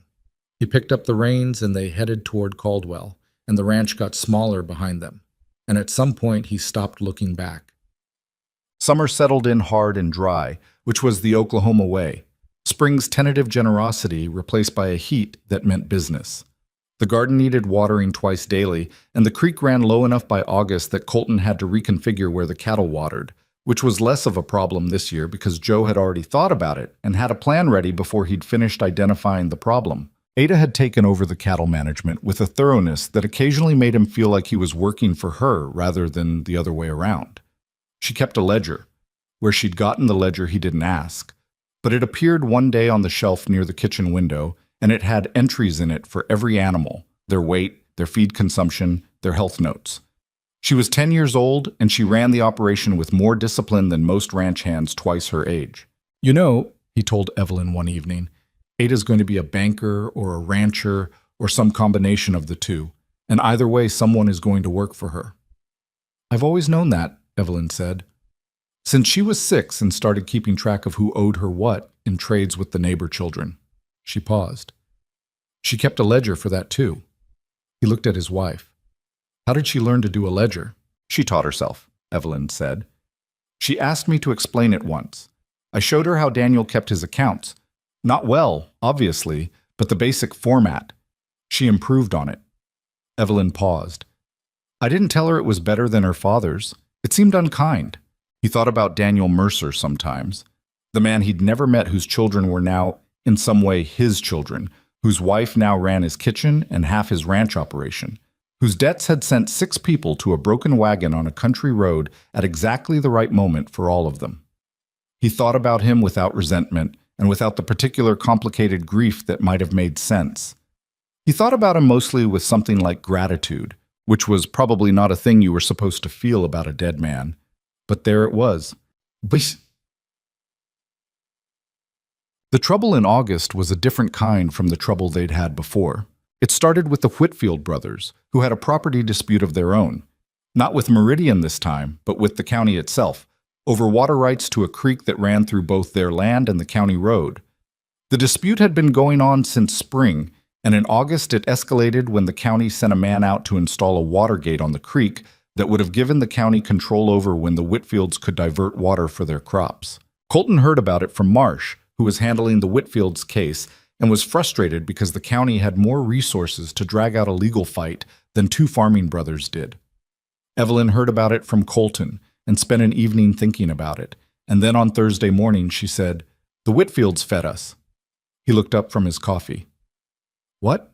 "At the wedding. They brought that pie. And when the water line broke in January, Jim Whitfield rode over to ask if we needed help before he even knew what the problem was." She looked at him steadily. "We can give back." "How?" he said. "We have a well," she said, "and a pump that works, and we're 6 miles from their property." She pulled out the map that had been Meridian's survey and had since been co-opted for general household planning purposes. If the county restricts their creek access, they'll need water for their crops through the dry months. We can't give them creek water, but we can give them well access. "That's our water," he said. "I know," she said. "We have enough. The well level hasn't dropped all summer. The cattle need what they need, and there's more." She looked at him. "I'm not asking you to bankrupt us. I'm asking you to share what we have enough of." He looked at the map. He looked at his wife. "All right," he said. They went to the Whitfields on Saturday. Jim Whitfield, who was the older and more formal of the 2 brothers, looked at what they were offering for a long moment and then looked at Colton and said with some difficulty, "That's a generous thing." "It's water," Colton said, "and you've got crops that'll die without it." "Still," Jim said. "Don't mention it," Colton said, which in his experience was the most efficient way to end a conversation about gratitude. The younger Whitfield, Paul, was less formal about it. He looked at Evelyn and said, You thought of this. My husband agreed to it, she said. But you thought of it. She considered whether to argue the point. Yes, she said. Paul Whitfield nodded like something had been confirmed. Good neighbor, he said, which was a thing that meant more than it sounded like in a place where neighbors were your only resource for 50 miles in any direction. The arrangement held through the dry months. The Whitfields came twice a week with their water wagon, and in exchange they helped Colton clear a section of fence line that had needed 3 people for months, and somewhere in the middle of all of it, the relationship shifted from neighborly to something more like the particular friendship that grew out of shared difficulty, which was the most reliable kind. Clara turned 9 in September, which she treated as an occasion of some importance. She'd been talking about it since August. She wanted a specific meal, roast chicken, the potatoes with the herbs the way Evelyn did them, and a cake, specifically a yellow cake with the kind of icing that took time. She presented this list to Evelyn in July, which Colton thought showed admirable planning, and Evelyn had received it with the expression of a woman who had learned to pick her battles and had decided this was not one of them. The birthday dinner was notable for one thing. Clara, at some point between the chicken and the cake, looked around the table, Evelyn and Colton, Joe and Ada and Lily, and a letter from Ruth propped against the salt cellar because Clara had insisted it count as Ruth being present, and said, I want to say something. Everyone looked at her. When the wagon broke, Clara said, I thought it was the worst thing. She said this with the serious weight of someone who had been thinking about it for a long time. We had nowhere to go and Mama was crying and I didn't know what was going to happen. I thought everything was over. The table was very quiet. Even Lily, who was 5 now, seemed to understand that this was a moment for listening. But then Colton came, Clara said, and he didn't have to, and he brought us here. She looked at Colton with those direct eyes that hadn't changed since she was 7 and asking him whether he was lonely. I just wanted to say thank you, because I was going to say it, and I kept not saying it. Colton looked at her. He thought about what to say, and then thought that what he said didn't matter as much as what was true. Thank you for staying, he said. Clara seemed satisfied with this exchange. Okay, she said. Now, can we have cake?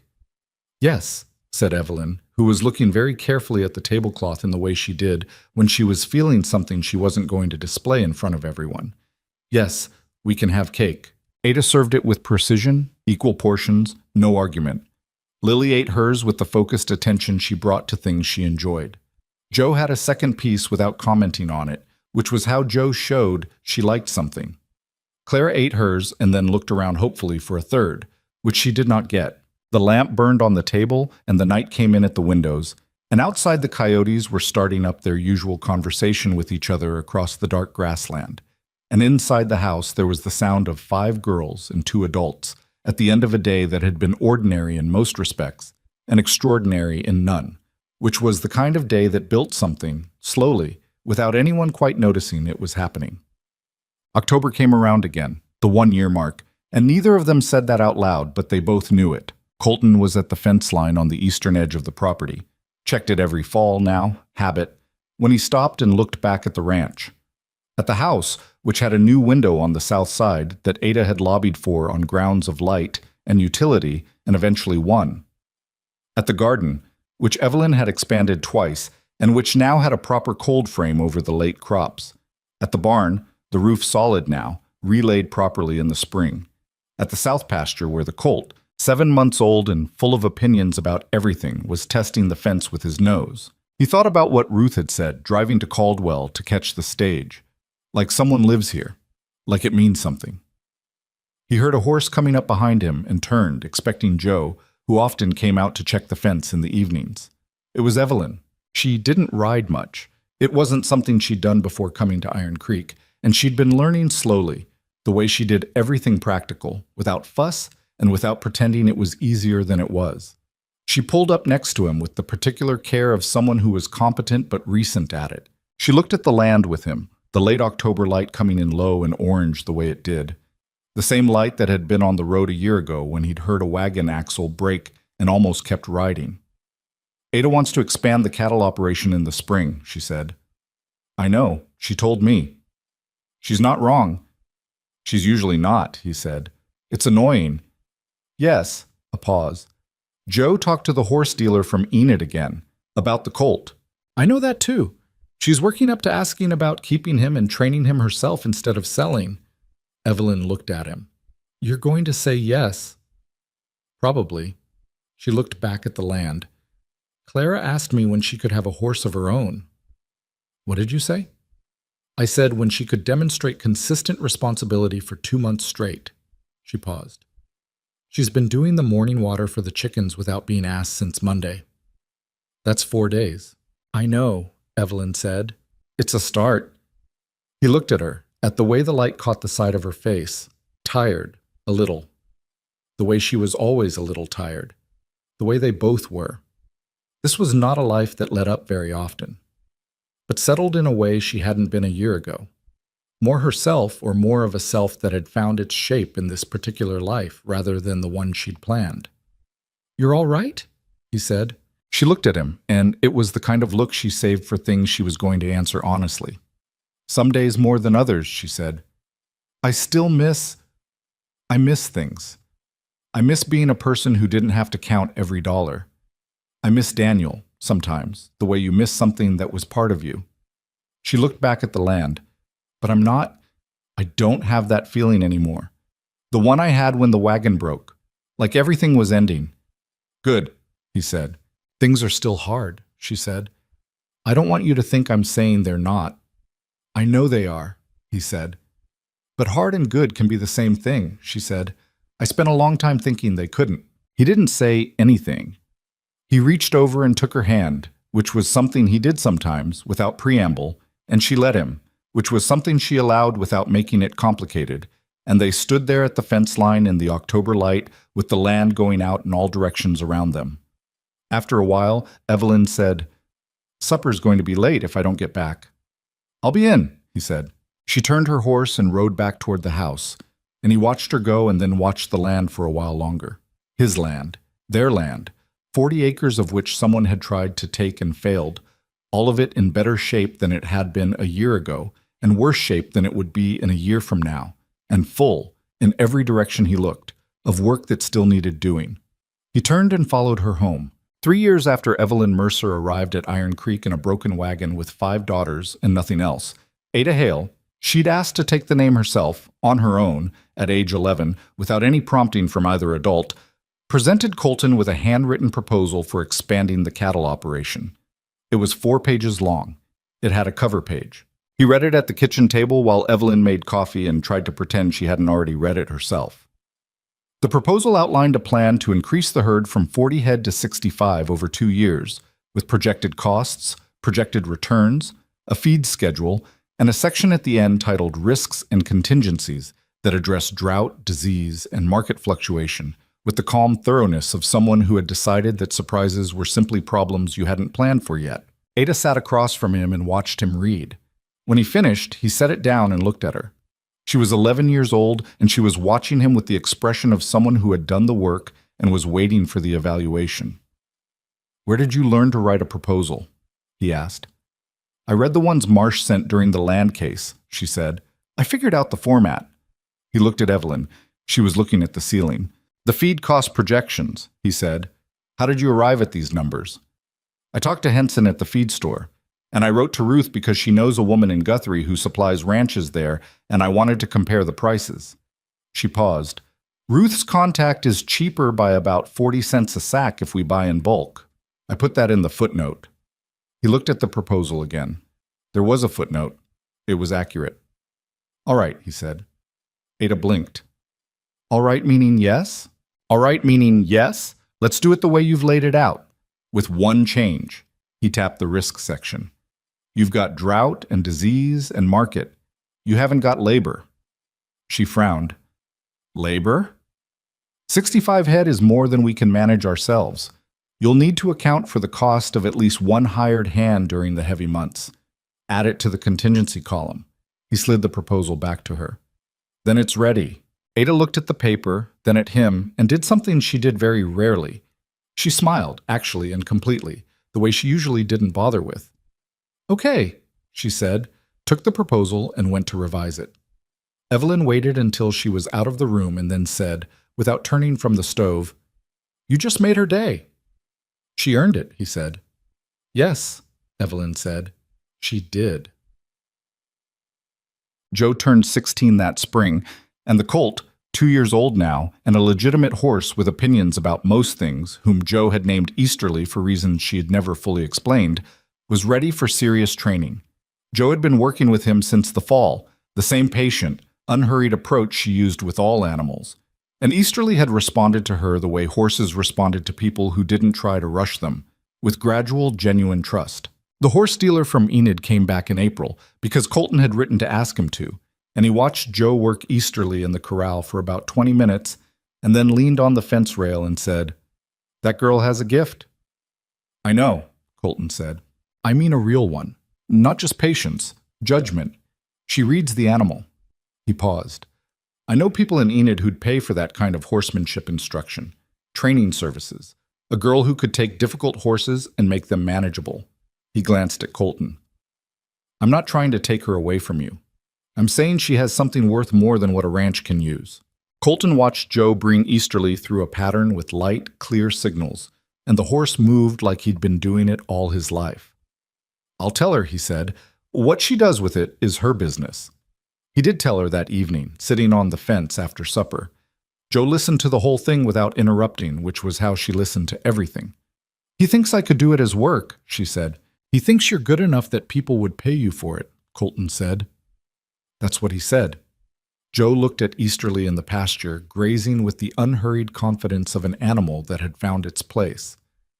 "I'd need to be somewhere with more horses than we have," she said. "More variety." "Eventually, maybe." "Not yet," she said. "There's still things to learn here." She looked at him. "But eventually." "When you're ready," he said. She nodded, once, the way she settled things internally. "Okay." She got off the fence.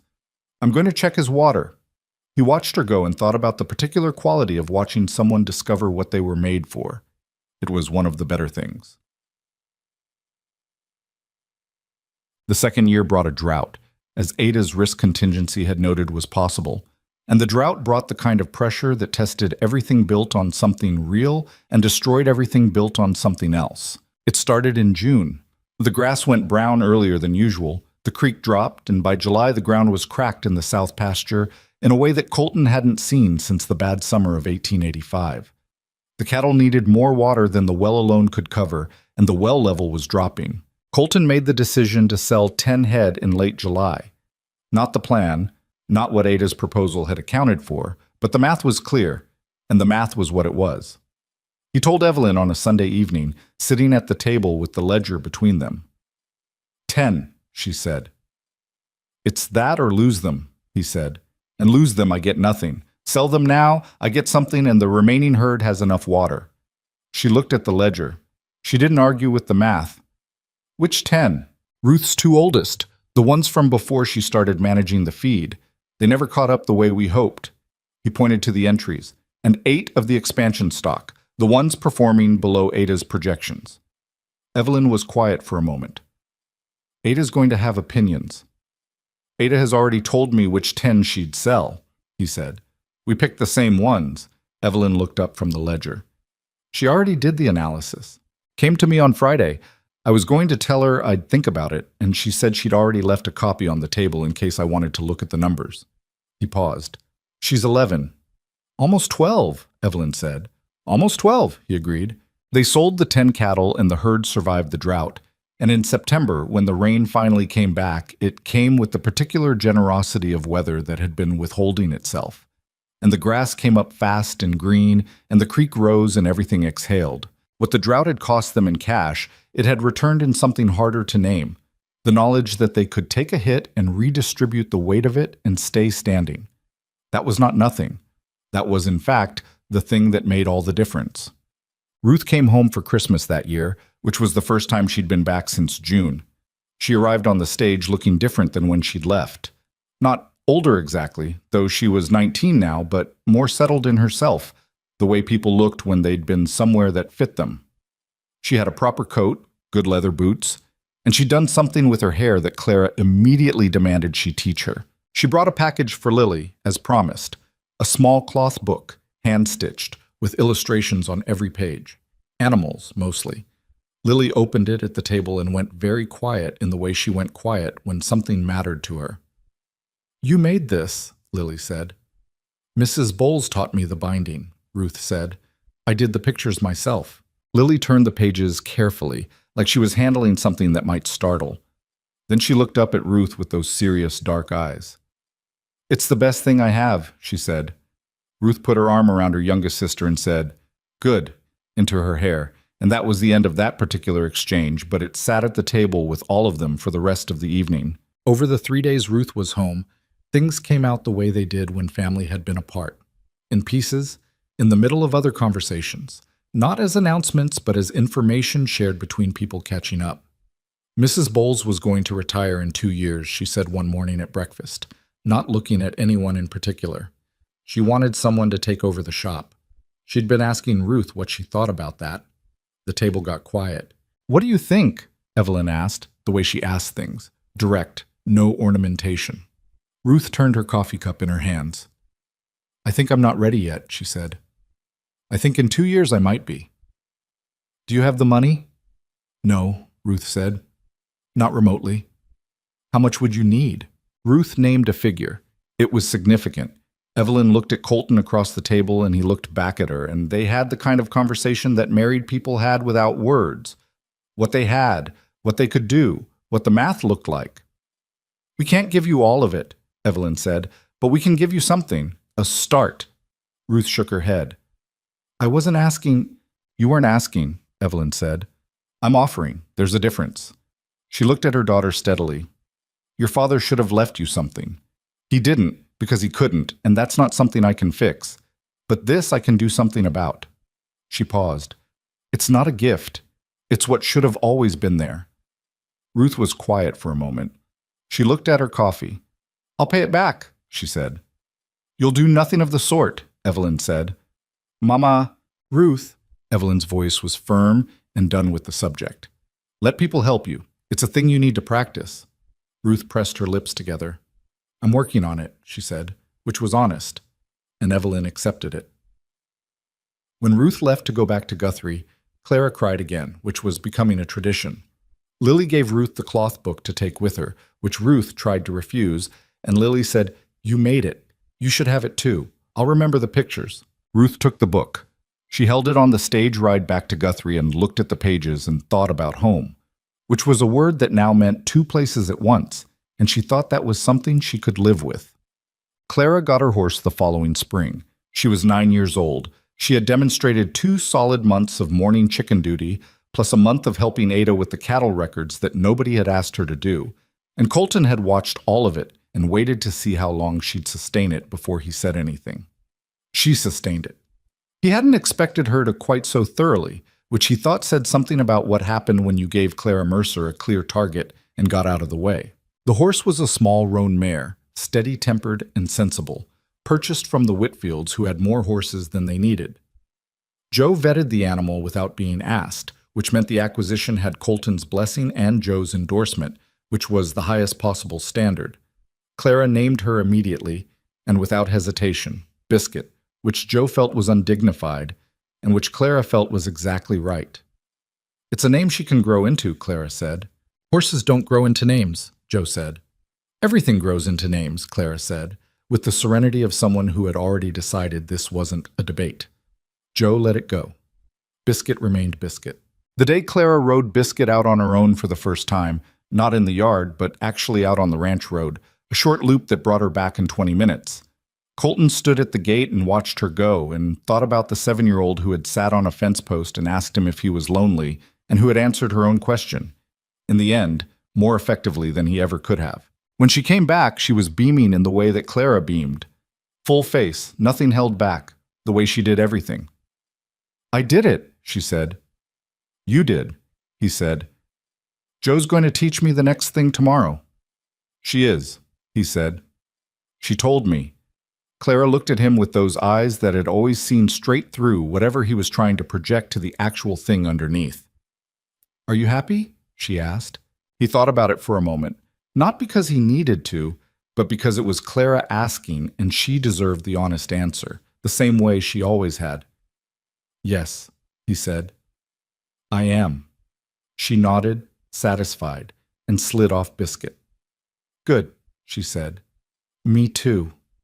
And she led the horse toward the barn, talking to her already, a steady stream of commentary that Biscuit appeared to be tolerating with equanimity. Lily started school in Caldwell in the fall, which meant she rode in with Colton twice a week and spent the day in the schoolhouse there while he did whatever business needed doing in town, and then they rode home together in the late afternoon. The first day, she said almost nothing the entire ride. He didn't push. She sat beside him on the wagon and watched the country go by with that ancient, serious expression she'd been born with. On the ride home, she said, "There's a girl named Frances. She doesn't have many friends." "Is that so?" he said. "I talked to her," Lily said. "She knows a lot about birds." "That's a useful thing to know," he said. "I thought so," Lily said, and she went back to watching the country. By November, Lily talked about Frances in the way she talked about things that mattered to her. Steadily, reliably, without a lot of decoration. She was 6 years old and she had located someone as quiet as herself and decided that was sufficient basis for friendship. And she was right, and she pursued it with the particular determination of someone who seemed gentle until you noticed that they never actually stopped. He thought about the child who'd hidden behind the wagon wheel the day they met, and the child who'd leaned against his arm on the porch and said she didn't want to go, and this child who rode to school twice a week and made friends with quiet girls who knew about birds, and came home and reported on it plainly. He thought about what it meant to watch someone unfold from who they'd had to be into who they actually were, and he thought it was possibly the most extraordinary thing he'd ever had a front row seat to. Papa. The letter from Gideon Marsh came in the spring of the 4th year, and what it said made Evelyn sit down at the kitchen table and read it 3 times. Meridian Land Associates had dissolved, not because of their case that had been settled 2 years ago, but because 3 counties in the territory had now successfully challenged them, the Whitfield's water case among the contributing factors, and the company's principals had apparently decided that the legal exposure outweighed whatever they'd been gaining. Marsh wrote that he'd heard from a colleague in Guthrie that the man behind Meridian, whose name Marsh had, after 2 years, finally gotten, a land speculator from Kansas City named Aldrich, was facing a separate set of legal troubles and had exited the territory entirely. "He's gone," Evelyn said. Colton read the letter over her shoulder. "He's gone." She set the letter down on the table. Outside, Ada was in the south pasture with the cattle. Joe was somewhere with Easterly. Clara was doing her chicken duty with the efficiency she now brought to anything that stood between her and Biscuit. Lily wouldn't be home from school until afternoon. The kitchen was quiet. "It's over," Evelyn said. Not triumphant, just clear. "It's over," he said. She was quiet for a moment, and then she said something he hadn't expected. "I want to write to the Whitfields," she said, "and to anyone else Marsh knows who fought them. I want them to know." "I can ask Marsh for the names." "Do that." She picked up the letter again. "These things, these fights, they feel so enormous when you're in them, like they're the whole sky." She set it down. "And then they end, and the sky is still there, and life is just still going." He sat down across from her. "Is that disappointing?" She thought about it honestly. "No," she said. "It's clarifying. All that time I was worried about the land, the money, whether we could hold on. The ranch was just doing what it does. The girls were just growing up." She looked at him. The things that mattered kept mattering whether the legal case was going well or badly. "The things that mattered," he said. "You," she said simply. "The girls. The work." She looked out the window. "I got very good at worrying about the wrong thing." "We all did," he said. She shook her head. "You less than me.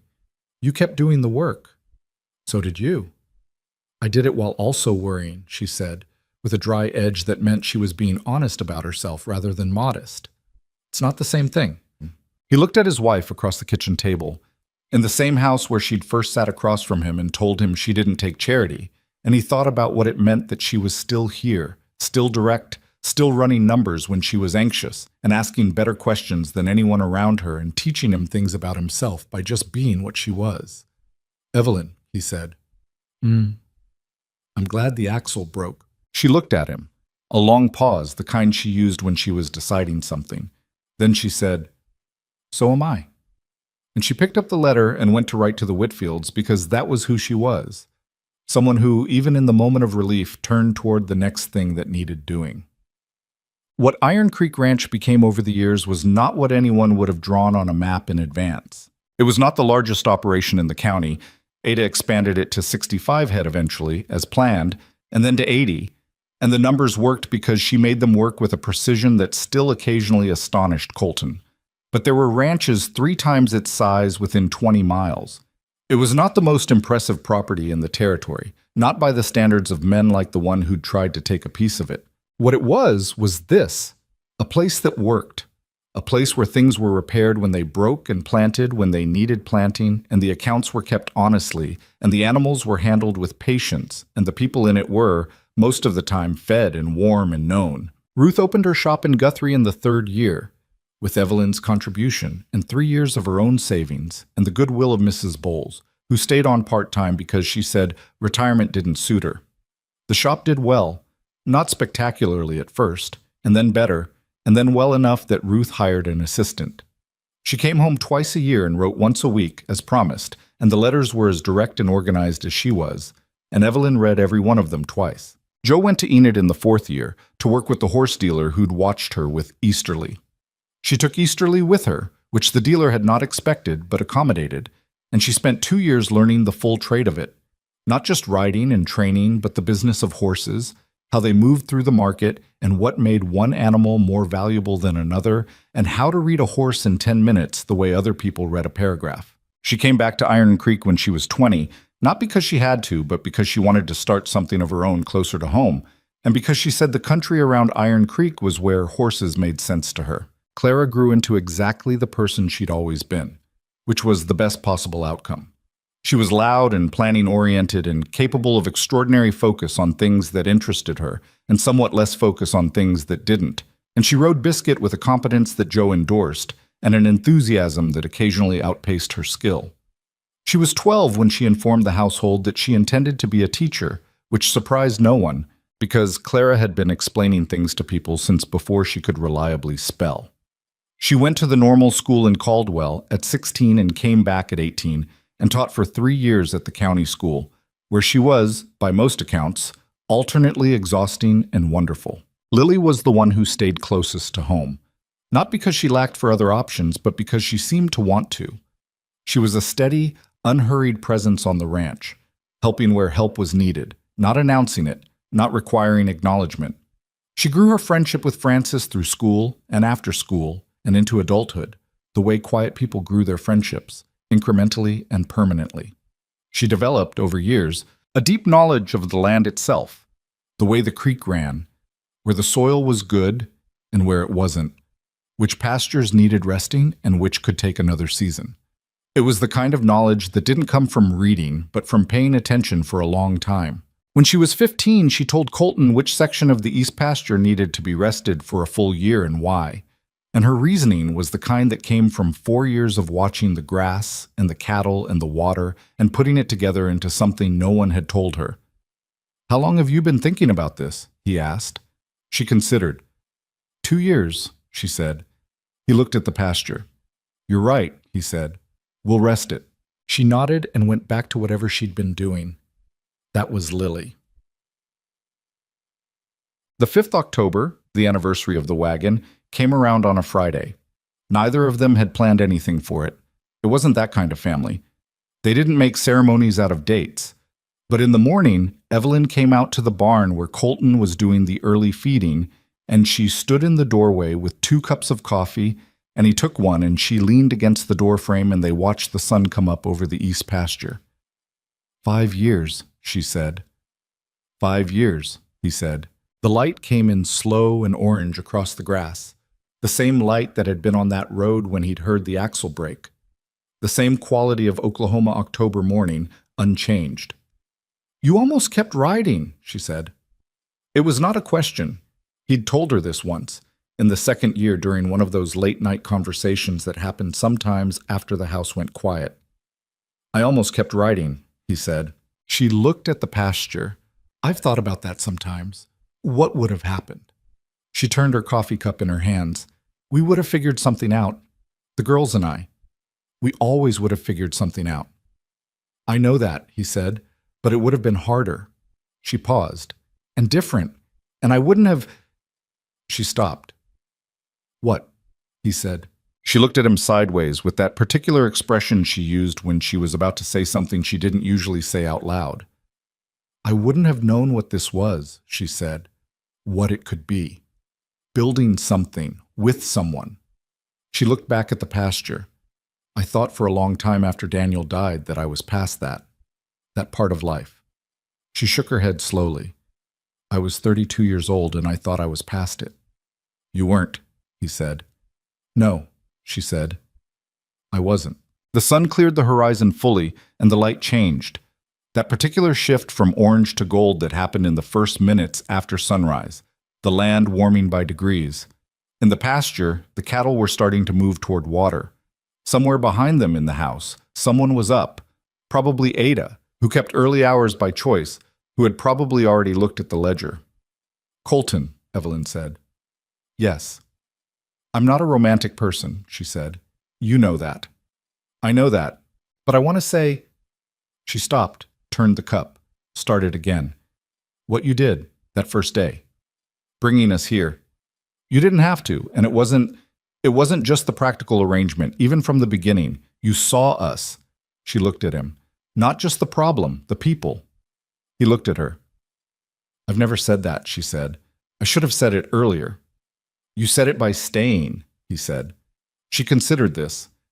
That's a generous way to look at it. It's an accurate way, he said. She was quiet for a moment. Then she did something she didn't often do.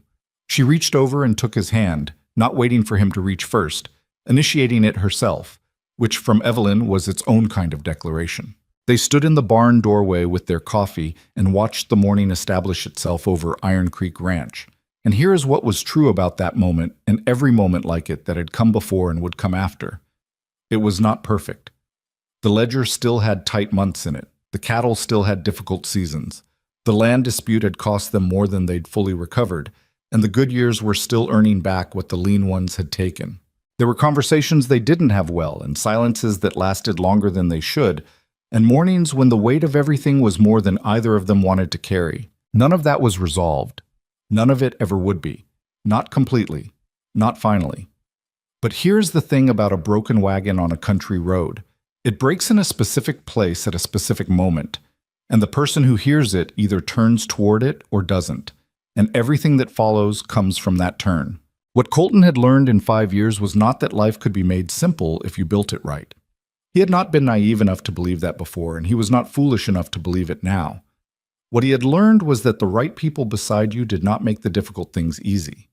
They made them survivable, and sometimes, on mornings like this one, they made them good. That was what he had not known how to want when he was riding that fence line alone. Not happiness, which was too small a word and too temporary a thing. Something more like purpose. The particular satisfaction of a life that had people in it who needed you and whom you needed back, and who would tell you when you were wrong and do the work alongside you when you were right, and who would still be there in the morning. He had 5 daughters and a wife who ran numbers at night, and a sorrel mare with opinions, and a colt who had grown into something worth watching, and a property that was in better shape than it had ever been in his life alone, and every bit of it had started with a sound he almost ignored on a country road in September. He thought about that sometimes. He thought about the man who almost kept riding, who had been so practiced at absence that presence had felt like risk. That man was not gone. He was still in there somewhere, the one who found the quiet easier. But he had been, over 5 years and incrementally, and not always gracefully, replaced by someone who had learned what the quiet had been costing him. In the house behind them, Ada's voice carried from the kitchen window, saying something decisive about breakfast. Clara, who had apparently also gotten up, was answering her. Lily's small, steady voice said something that neither of them could quite hear. Evelyn turned toward the sound of her daughters. "Breakfast," she said. "Yes," he said. She handed him her empty cup and went inside. He stood in the barn doorway for one more moment, looking at the land in the morning light, all of it his, all of it theirs, all of it still standing. And then he followed her in.